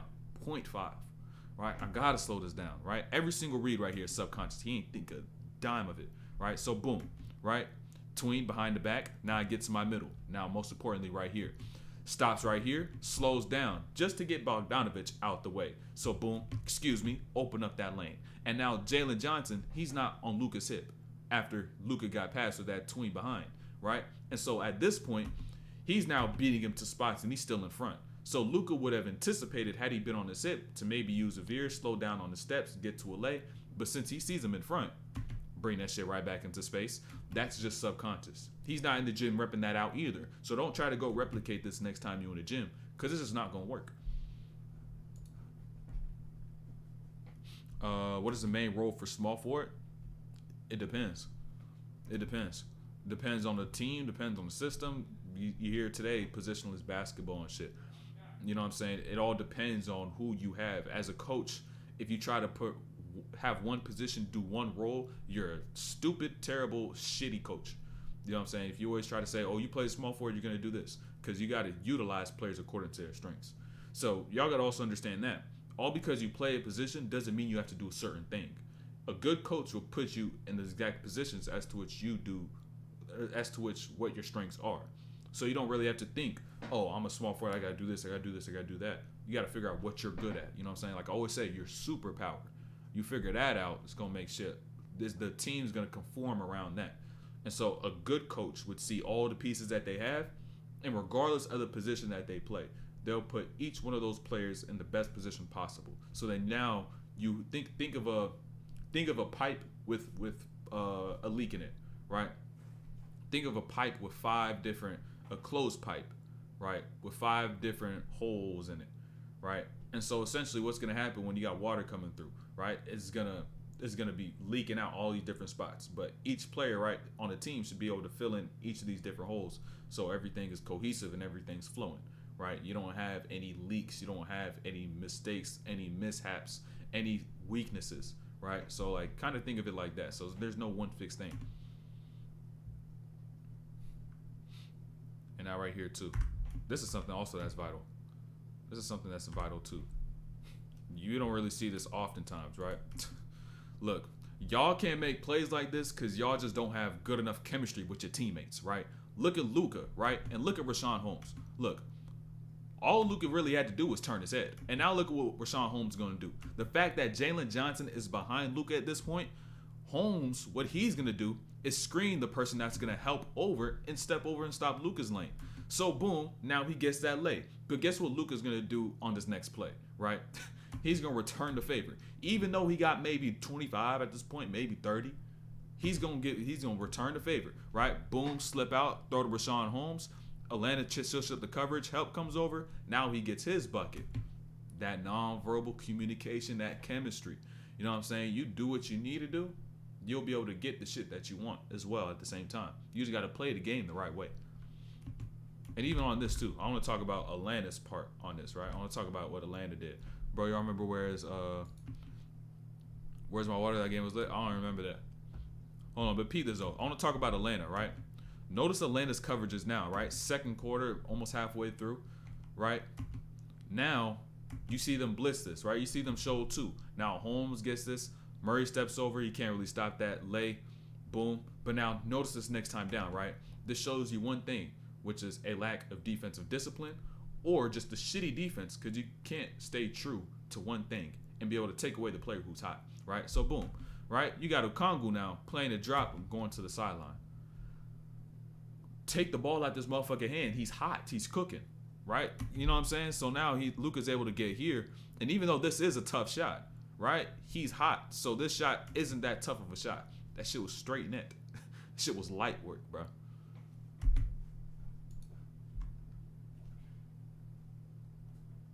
And then here too. That's something all guards need, in my opinion. That's something I even added my damn self. And I don't even play nothing like Luka for real. Right, that's something I even had to add while I was about to go to school, and like I was like, oh, I may be in the ball pick and rolls a lot. I've been working on my handle. Let me add this shot, right? Look, let me even slow this down, right? And so if you're a player who plays in a lot of pick and rolls, you need this shot, right? Because there's gonna be a lot of times where you got this defender moving backwards and you're using this skip, and the second that you're able to get from that skip, and they're still moving to the side, you got that shot, right? Boom, over the top. And so I feel as though it's super vital for any of y'all to have. Like, if you get into pick and rolls, of course, right? When you get into that little skip, gotta add that, gotta have that. Show that one more time, right quick, right? Boom, gets right, goes that screen out, he's moving, boom, bring back right into space, late hand. You get some reps up on that, gonna be tough to guard.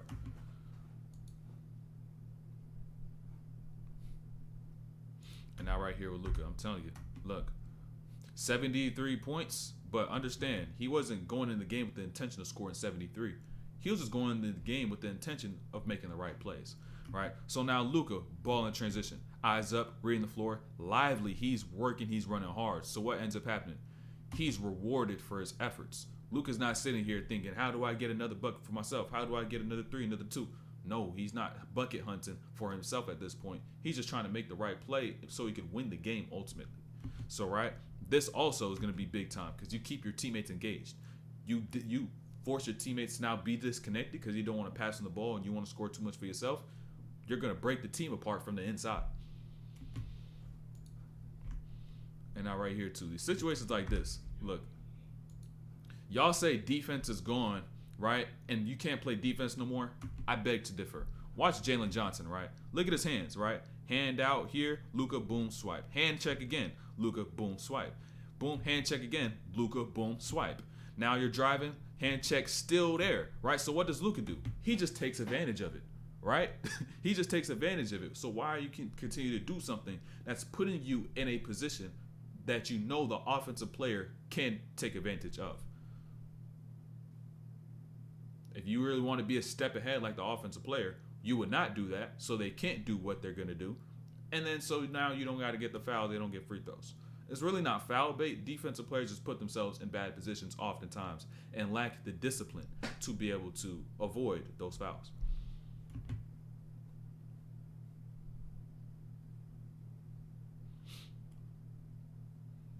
And now right there too.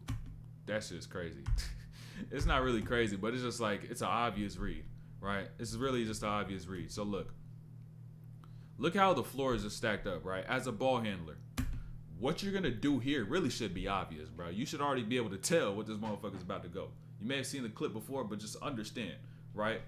Look, Capella stacked to the left. Trae Young stacked to the left. Jalen Johnson anticipating that left, already jumping out. So where do you go where there's no help? Luka goes to his left, they're right. So now he has nobody he needs to worry about once he gets to the rim. Boom, lay. Reads be that simple. You just have to keep your head up and actually look, right? See how players are stacked up. Don't try to put so much conscious thought into where you need to attack, and just simply see. And the only way you can be able to build that skill is through film and experience.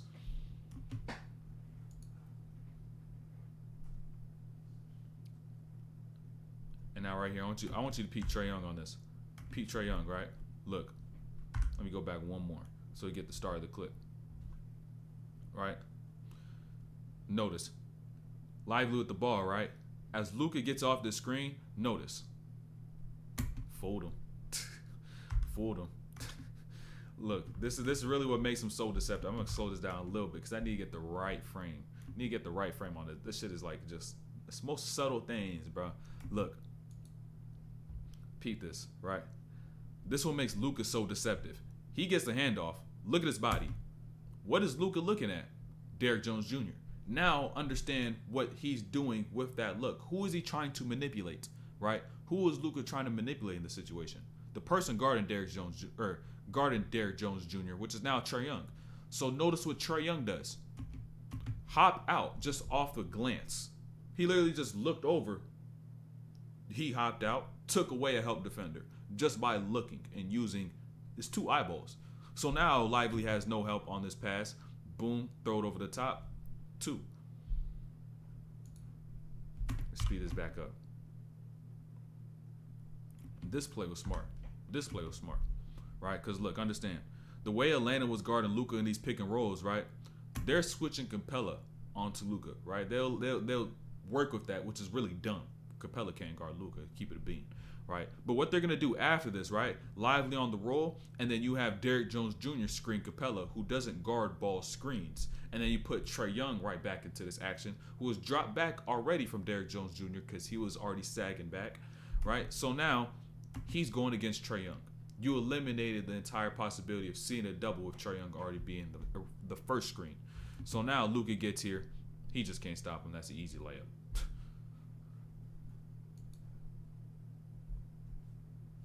And now here too, you got to understand how this shift occurred, right? Look. Understand what time of the game this is. This is the second half.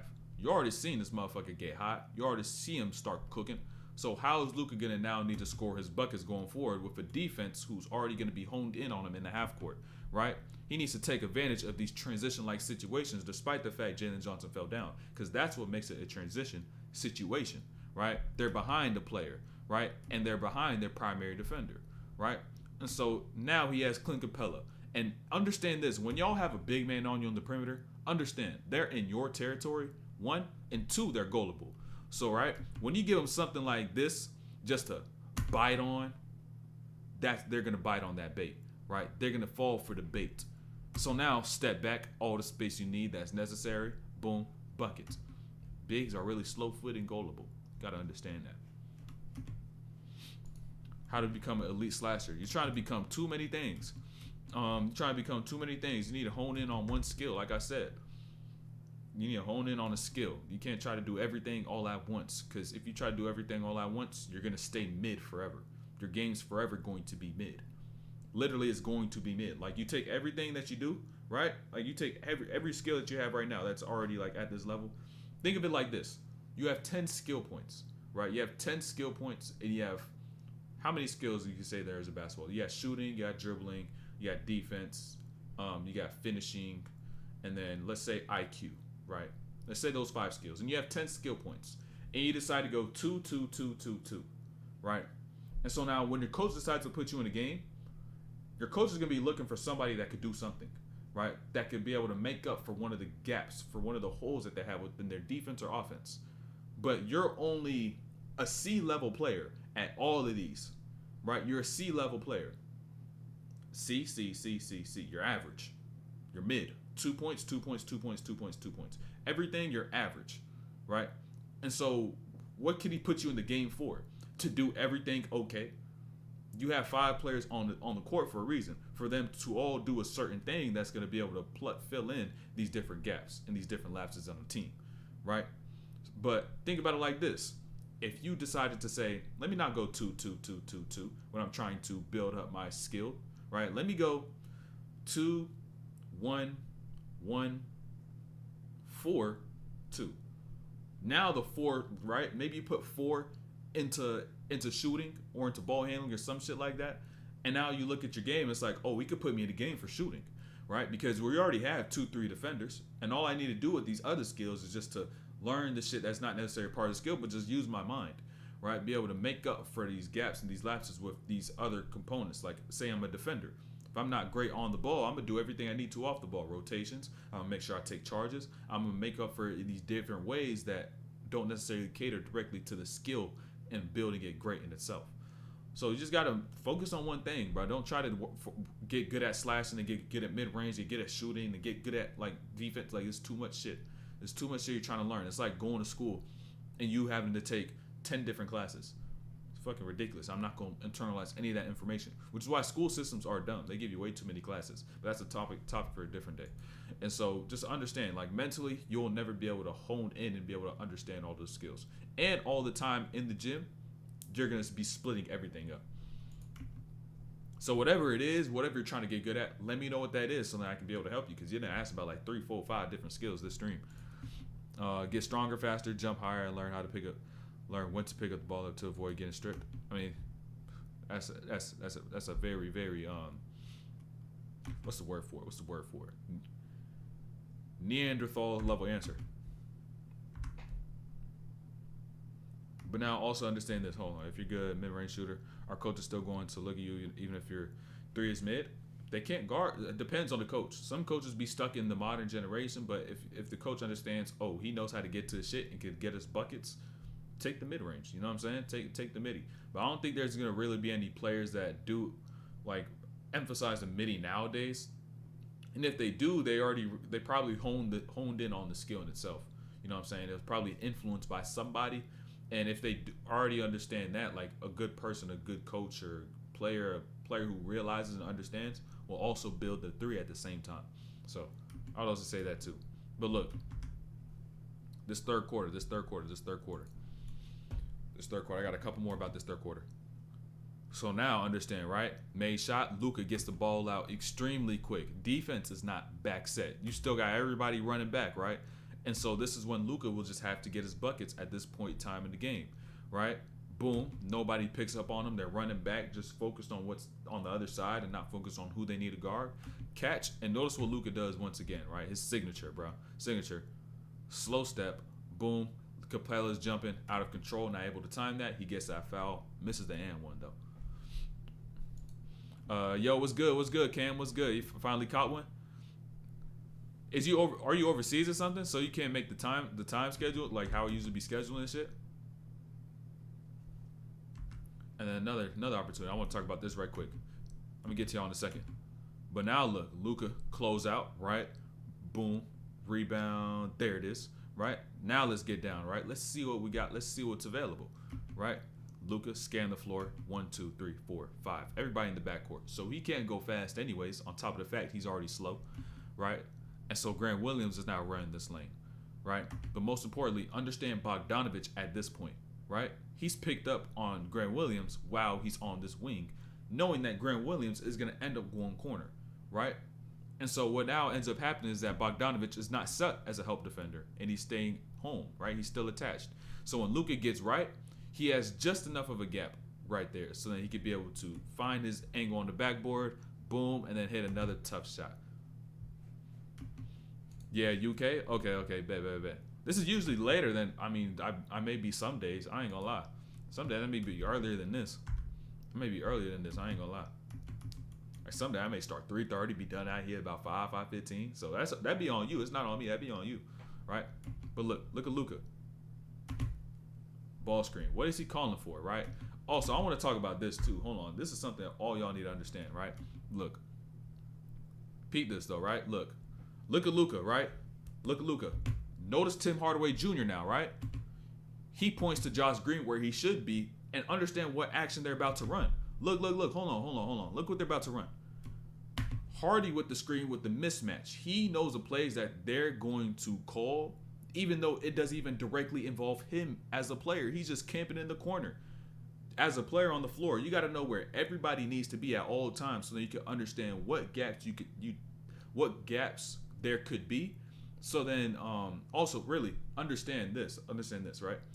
Understand how to tell your teammates where the floor should be spaced, so then there could be more gaps, right? And so now Hardy sets the screen, Mills, boom, show, Sadiq Bey, create space, Luka right there, pull up, easy, another bucket, right? As a player, you got to know everybody. I don't care if you're the 4, the 5, the 2, the 3, the 1. You got to know all the spots for any set that there is. So if anybody may be confused, you could direct them there. And if they're not in their spot, right, then it's going to throw off the entire play.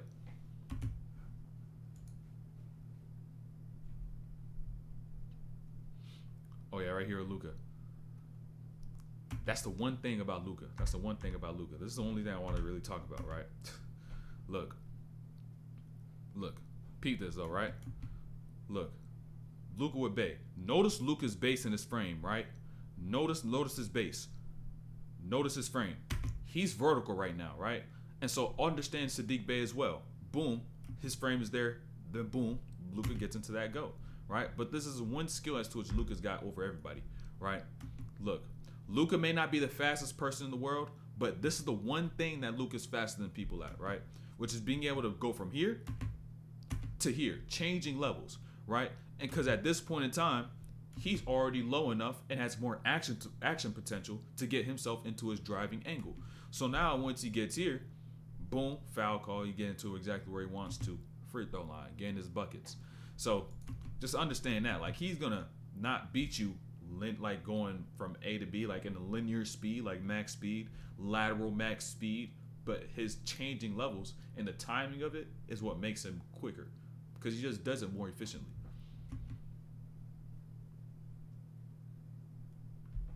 Is this half speed? Yeah, it's half speed. And right here too. Peep that right there. I don't think. Look. Tell me this. There's one thing I want to tell you. I want to say about this play, right? Hey, peep this though, right? Anytime you see Luka play, when have you ever seen him do this? A cross step fade from the mid range. When have you ever seen him do that shit, right?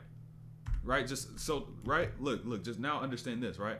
Understanding that he never has done that before. The reason why Luka could be in the game and do that right here, right now, and never have to drill it or replicate it in time is because he's mastered how to be able to control his body and not how to just make one or two different styles of shots. Right, so now he could do that all under control and get his buckets. Right, you may not even see him do that shot ever again, but I can guarantee you that you'll see him take shots where it's like, yo, what the fuck? How the fuck he do like what? How the hell he do that? It's because he controls his body. He knows how to stay on balance. Right, so once you got balance, the shot really don't matter. Turn to Kyrie Booker. He literally mixed his names. That's crazy. Kyrie Booker is a crazy name. But Pete does though. This is something about hard shows, hard hedges and shit, right? Look at Trae Young's positioning right now, right? Notice. He left that whole split wide open. And you're going to see it even better on this next replay, right? And that kind of just shows people don't really know defensive positioning, right? And Trae Young, hold on. Let's talk about this, right? Look. Right? So look, on top of the fact that Trae Young is about to do this exactly right here on the screen, be out of position and leave the split. Notice where he's going to rotate to. Where is he rotating to? Absolutely nobody. This nigga don't be guarding. I'm sorry, I fuck with Trae Young, but at times it's just like motherfuckers they just be getting exploited. Like, where are you going? Where are you going, bro? Like, where is he going, gang? Like, you know what I'm saying? And like I said, I fuck with Trae Young. I fuck with his game. A lot of people hate him for no reason, but at the end of the day, he do got game. And I wish they utilize him better. Because if you utilized him more off the ball, you'll get so much more out of him and make him way more efficient. But they don't do it. But at the end of the day, where the fuck is he going? I couldn't tell you, bro. I could not tell you even if I was God, bro. I could not tell you. I couldn't tell you, bro. Oh my gosh. He was stunning out to go recover to close out to the referee. Yo, this shit crazy. What if I'm naturally good at slashing, but a 3-point would advance my game the most? Because as it stands now, my strongest skill is definitely driving, but since I'm fresh, I don't know if I should get my shot. The shot is important. Like I said, it's the most important skill in today's game. But like I said before, you need to become a threat at something to where you make people want to actually take this shit away every time, right? So once it gets to the point where you're consistent in the skill, one, right? Like day in and day out, you're able to do this shit like a drill work. 9 out of 10 days, you're sharp in this skill. And now people are sagging back off of you. Now, okay, I got to work on my shot. I got to make sure my shot is up to par. Because now it shows me I've gotten the respect of my defender, right? And now I've gotten the respect of my defender in this one skill. Now when they try to guard me and take away this other skill, it's going to open up this next part. And now you got to learn that other skill. Take the same process you took to improving your slashing to now doing your 3-point shooting. Always sag off one, but I would say also too, I would say to do this, right? Get consistent with finishing, right? Get consistent with finishing, like super consistent. And like you said, also with your handle, right? You said some days it's on, some days it's off. Get consistent with your handle, get consistent with your finishing, right? And then after that, or even at the same time as well, do a lot of form shooting. So now you can build the base and prepare yourself for when you're ready to continue to take steps back and take advantage of that 3-point shot. So I'd say to do that right there. That would be the process, right? Right now, get consistent with the handle, get consistent with the finishing, get your floaters, right? Get those floaters. Even try to find more ways to be crafty with your finishing around the rim, with your touches, with the way you navigate, how skinny you could get your body and whatnot. And then after that, or even at the same time, like spend a little time throughout your day and your workouts. Like say the second thing you should focus on your workouts is this form shooting, right? Get a lot of form shots up, build that base, build the mechanics, and then in time you'll be able to take some steps back. Can you give me some good drills for better finishing? Those tips on TikTok are shit, not helping at all. I told y'all this. I told y'all this before, Castro. I said the Irvings, like instead of doing the mic and drills where you be bullshitting like these, get underneath the rim and literally just get different spins, different angles, different touches around the rim or on the backboard. So different heights, different spins, like going across your body. Get into 3 different levels on the backboard, right? So like the third level, right, is above that square, like that high area, or yeah, like that top third. Like if you take the backboard and from the rim, you split it into thirds, right? This top third, that's the third level. This mid section, that's the second level. Then below that is the first level. Try to get different spins and different touches, wide arm touches, cross body, different heights, different widths on the backboard as well. So now you like essentially all the arm angles you need to finish. You know the touch you need to put on the backboard to finish that shot. So that's what helped me a lot. Like literally in a matter of a couple weeks, not even a couple workouts. Like I'm like, oh shit, like I'm unlocking my new touches. Like I'm unlocking this new skill. You know what I'm saying? And so I already had good body control. So like once I drive, I'm able to already disassociate that speed and the touch essentially. So that helped as well. But regardless, like I was finishing shit. Like there'll be times I'll be doing those Irvings like I told y'all about, and then I'll literally play right after that, and then I'll do some lays I was literally just working on. And it's like, yo, that shit's tough. And like I just trust myself along the baseline, spin, boom, different spins. Like I just trust myself more, and it just all feels smooth. And that's the best way you could spam finishing. Like, cause this is another part about finishing drills, right? To improve your finishing. It's hard to isolate because what a lot of people do is they want you to always, for all the reps to get better at finishing, they want you to drive. You stand underneath the rim, work on these touches and these spins, you're now putting up way more goddamn reps than when you do driving, because it takes energy for you to get to A to B, right? To get from the 3-point line to the rim and finish. So now you're getting less reps up, right? Whereas you can stand underneath the rim and just isolate what finishing is, which is this touch right here with the hands, right? If you're able to isolate this and get those reps, once you get into the drives, it's gonna make those touches way easier, right? So when it comes down to any skill, the best thing you could do to gain and improve in that skill is to be able to isolate the nuances, right? The little skills within it.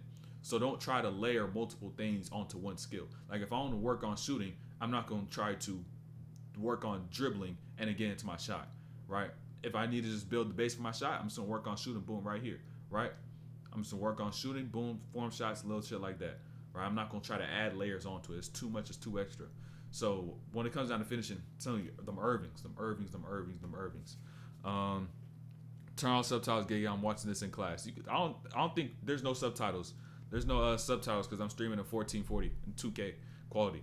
Thank you for the knowledge, bro. I gotta head out. Peace out. All right, I'll catch you. I'm trying to read your lips. Pause, cause this shit. Yo, for AK, I don't know about AK today. Maybe like Wednesday. You may hit AK. Probably post a video or so, and then post on the stories and shit. But we gonna see. You're gonna see. AK. He said subtitles. AK. Soon. Not today. 2 days, like Wednesday type shit. You know what I'm saying? Wednesday. But look, on this replay though, you can even see it's even better on the replay. Right? Remember what I was talking about with Trae Young in that positioning? Notice. He literally leaves an entire gap right here. A whole gap. Right? So like boom, that's just terrible defensive positioning. And like, look, where are you going to? Where? I don't know. Appreciate the sign language, Gaggy. I don't know about today, but how to get better at pickups to get to the basket. Pickups to get to the basket is when now instead of you got to start at in the mid range, right? This is really some gems. I don't even know if I should go this deep into skill. Like, bro, I kid y'all not. I could do skills training at the same level you see me do this film breakdown because they're one and the same. It's just the application of type of shit you're gonna do in the game to then translate that shit into actually playing, right? And so I already understand that. I've done all my skill workouts. I damn near did them shits myself, like the real skills I know, right? And so pickups, that's where you got to start in the mid range. You start in the mid range with a split stance take maybe 1 or 2 dribbles and get straight into your pickups. You don't start at the 3-point line, hit a move, so you got to take 3 dribbles and shit. That's too much energy. You need to get straight to the sauce, right? You need to get straight to the sauce, work on the sauce, so then once you throw that shit in with all the other ingredients to make the full recipe, that shit fire. You know what I'm saying? So like you got to work on the isolated portions, right? Like say for example, it's like this, right? Say you about to make some pasta, right? And let's connect this with basketball skills. Say you want to make some pasta, right? And so with pasta, it's gonna take the actual pasta, you know what I'm saying, the penne, whatever you call it. And then you're gonna take maybe some meatballs and shit like that, and then all the little other stuff, the ingredients, the seasonings, and maybe other shit you're gonna throw in. But if you really want to have a good pasta, you need to have good sauce, right? And so isolate the sauce, learn how to make really good sauce, and once you throw it in with everything else, it's gonna be good. And so what you're doing with the skill work is that you're taking one part of the skill, right? You're separating it, working on that part alone, getting the reps up, seeing, all right, how can I make this the best way possible? And then you throw it in with the rest, and it's like, oh, now this shit is really good. Now this shit is solid. This shit is fire. So like when it comes down to that, separate the two, separate them. So when I get into doing like IRL shit, workout shit, like y'all see exactly what I mean when how I think when I approach certain things like this. And right here too, I want y'all to peep this too. Look, this is how a foul merchant prepares himself to get merchandise, right? Which is them free throws, right? Peep. As Luka gets off this screen, right? You see Garrison Matthews step over. But what Luka does, he slows himself down so he can do exactly that right there. I need y'all to understand that, right? Look at his pace, right? Look at his pace. Look, at this point in time, Luka now timed up that low rip through because he knows a defender in that situation is going to reach. They're gonna reach. It's fool's gold every time. So now, boom, low rip through, step, float, bucket.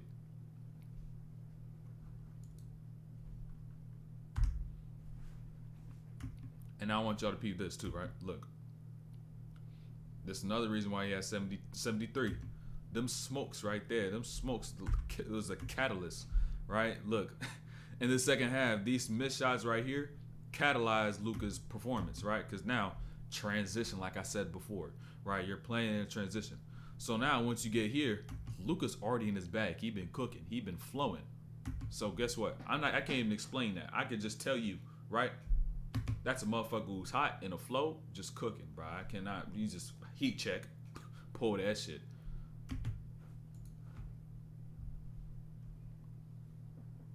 Motherfucker got 63 points at this point in time. That shit crazy. All right, this shit crazy. But I also want y'all to, this is one of the best gems of the stream. I was talking about this a little bit before as we started, right? Look. Watch. Look. Look at Luka's drive right here. Notice. Look at his angles, right? Boom, boom.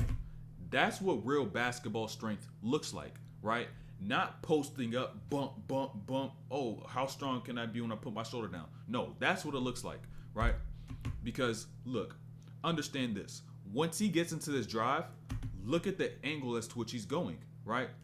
Right step, left step, right step. He took all that shit in a straight line, and while the defender was on his side, he did not move over, right? He was not thrown off his line.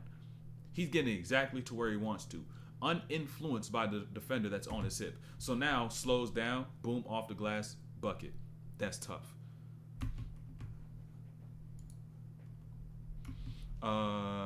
He's money with that step back to the left. Yeah, that shit is cash. That shit is cash. Or that little bring back to his right that he be doing. The little bring back to his right. The little one I showed you off the screen. He can do that shit in ISO too. But look, peep this too though, right? Even though Luka does have 65 at this point in time, if he finishes this game with this many points and doesn't win, shit don't matter, right? So in a situation like this, could he shoot that? Yes, he can. Possibly he can shoot that over the top, maybe get a good look. But, right, you got to rely on your teammates sometimes to make sure you do get the win and they remain threats. Because you play too selfish, they can make that little comeback. Before you know it, you lose. Boom. Foul call right there. And so even though right here, this is when it actually throws some sort of coverage at him, right? Look, it was about damn time they try to do some new coverage, right? Just shows their dog shit defense. But look, At least they had person on the ball, double team gets sent. At least they got the ball out of Luka's hands, right? But now at this point in time, you rotate here, like swing the corner to Grant Williams, he hits that. But if someone has 65, if I'm the coach and I'm the team, I'm living with that shit. Fuck it, do it every time. But notice this right here though, right? Not this one, the next play down, right? Let's judge this play for what this play is, right? You saw that bouncing, Luka on the catch. Or no, it is this play, right? It is this play. Peep, right? Look. Right? Boom, made shot occurs. And now understand, you saw him get picked up about 2/3 of the way, or a third of the way up the floor, right? But this time, you're full court pressing Luka Doncic, right? So now what they're going to end up doing, right? Screen. This is where you just lack complete defensive discipline, and you cooked yourself, right? So now he gets down here, breaks that defense there. Okongwu has to pick up at the logo, and you know he's he's slow-footed. He ain't going to keep up, right? Boom, I get past you right there. So now at this point in time, you can just make any play you want. Kick out right to Tim Hardaway Jr., our best shooter, right? 6th man of the year should be. Boom, bucket. Hey, Tim Hardaway Jr. breakdown coming soon. I ain't gonna lie, I need to do Tim Hardaway Jr. breakdown. Buddy, nice. Yo, what's good, Euros? What's good? I'm a little late. Yeah, you could VOD live stream always gonna be up. Get ready for him cooking. Your team tonight? Who? Luka? Are we playing the Mavs today? Shit. Oh, fuck. We'll be alright. Paulo got it. He'll be alright.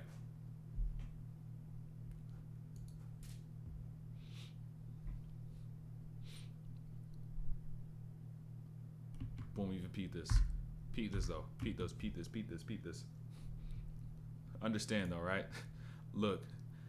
This is how you manipulate help defenders, right? Luka gets off the screen. Catch, roll occurs. Pressure is on Trae Young at this point, right? Do I take away Lively? Do I take away Green? And so what is Trae Young going to read? He's reading eyes. The second he sees eyes go straight to that wing to Josh Green, boom, pass gets thrown to Lively. Now, boom, they just got to grab his jersey because they just can't guard nobody, bro.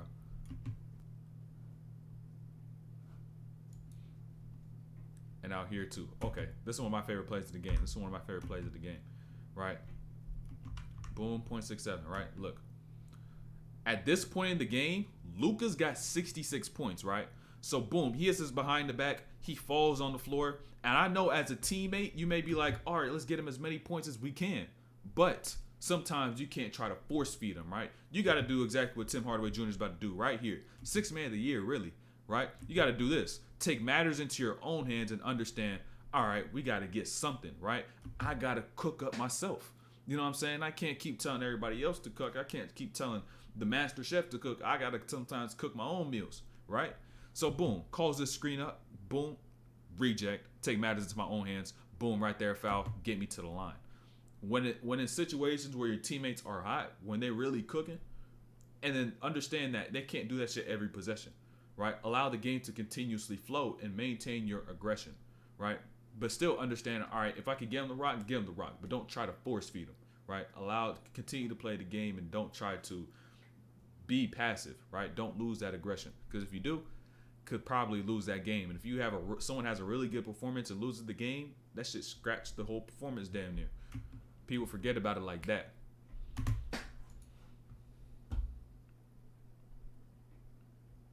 I ain't gonna lie, he low-key fouled the shit out of him, no cap. Low-key fouled the shit out of him, bro. Peep this, though, right? This shit crazy. Peep this. Look. Whack this ass. Look, but now, though, on Atlanta's part, this is just dumb, right? At this point, you're giving them free points. You're giving them free buckets. What's the odds you're really gonna be able to steal that ball at that point in time? Minimal. Minuscule. Very low. Give me 2 free throws, bro. And now right here, too. Peep this. Don't be like the T-Wolves with Cat. What you mean T-Wolves with Cat? But peep this, though. This is one of the reasons why the finger roll is really out the game, right? And why it's so hard to use. Because if you're too close, that shit's just going to get beat. You're stretching the ball right in front of someone's body. Right? Especially if that's a shot blocker. Stretching it right in front of him.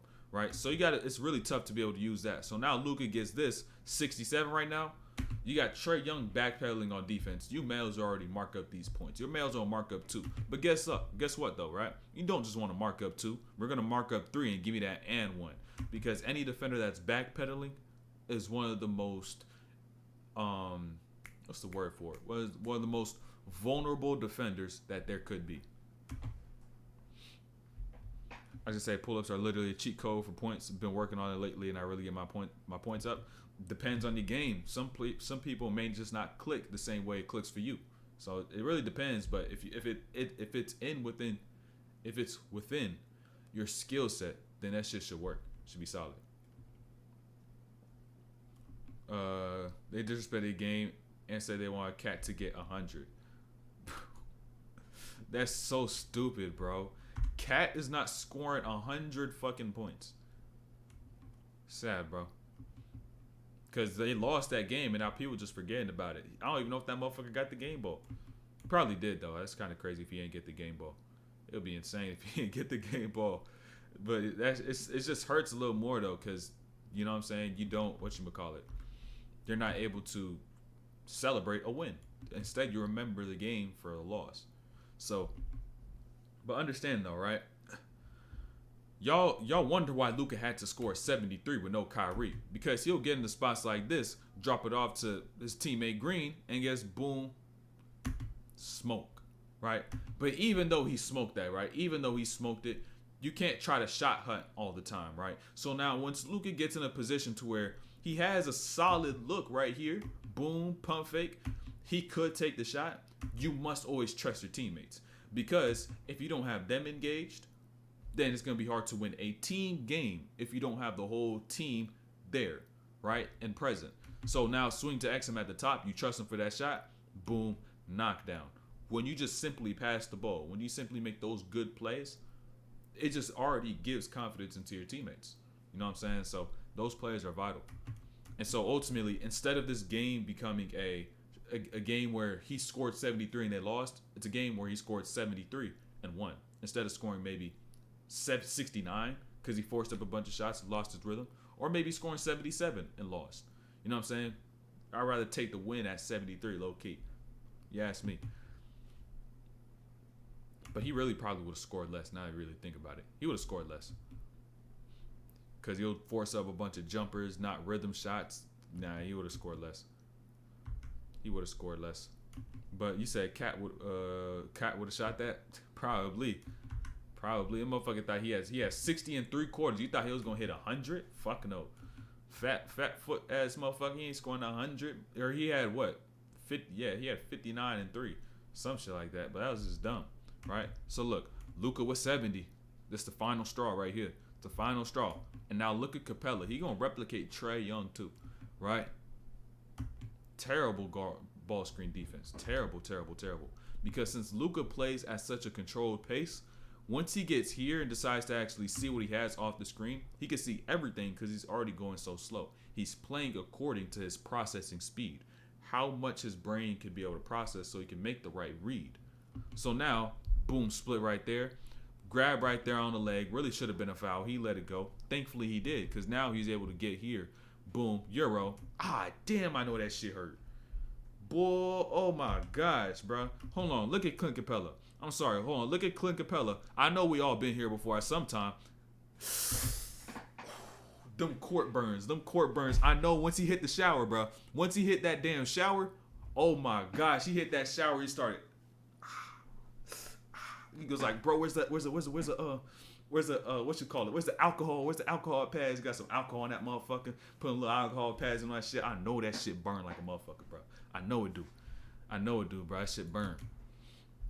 Guess what? Now you gotta look back up, and this motherfucker just scored a bucket. Shit. And won 72 on your dome. And now take me to the line, and guess what? Give me 73, man. That's the last bucket. Not the last play, just the last bucket. Had to end it off on that. And so we're gonna be live again on Wednesday. What breakdown happening? I don't know. Just make sure y'all join the Discord right there. Link it right there. And of course, make sure y'all subscribe because 60% of y'all don't be subscribed. Road to 8K right now, but in time, road to 15K because that's where we're doing the IRL breakdown. So Because some players score 100 points anytime soon. Anything can happen anytime soon. Shit, anything can happen. I don't know. Who knows? I have no clue. I don't think so. Did Wilt Chamberlain even score 100 or fucking Kareem? I forgot what fucking old motherfuckers it was. But did they really score 100? The game was never recorded. Maybe he was just 100% from the field. I don't know. You know what I'm saying? You got to show me some evidence. That was pre-merger too. Pre-merger 100 points. You playing against plumbers and crackheads and heroin addicts and shit? Come on, man. I don't know if that could count that 100 piece, man. In my book, Kobe the number one scorer of all time. Fuck that. Fuck that. Kobe got the number one score. Fuck that. Kobe played with this shit. Fuck that shit. That shit don't count. But actually, I'll leave that shit. He got the record, bro. I can't deny it. If it's there, it's there. You know what I'm saying? He got 100. So, I don't know if anybody going to beat it, but I know if somebody's in reach of beating it, they're going to try to go for that shit. So, you know what I'm saying? But like I always say, live on Wednesday, make sure y'all sub. Merch coming soon. And make sure you sacrifice your present self and invest into your future self. And you do everything you need to do to be able to get to where you want to go. So discipline or regret, you choose.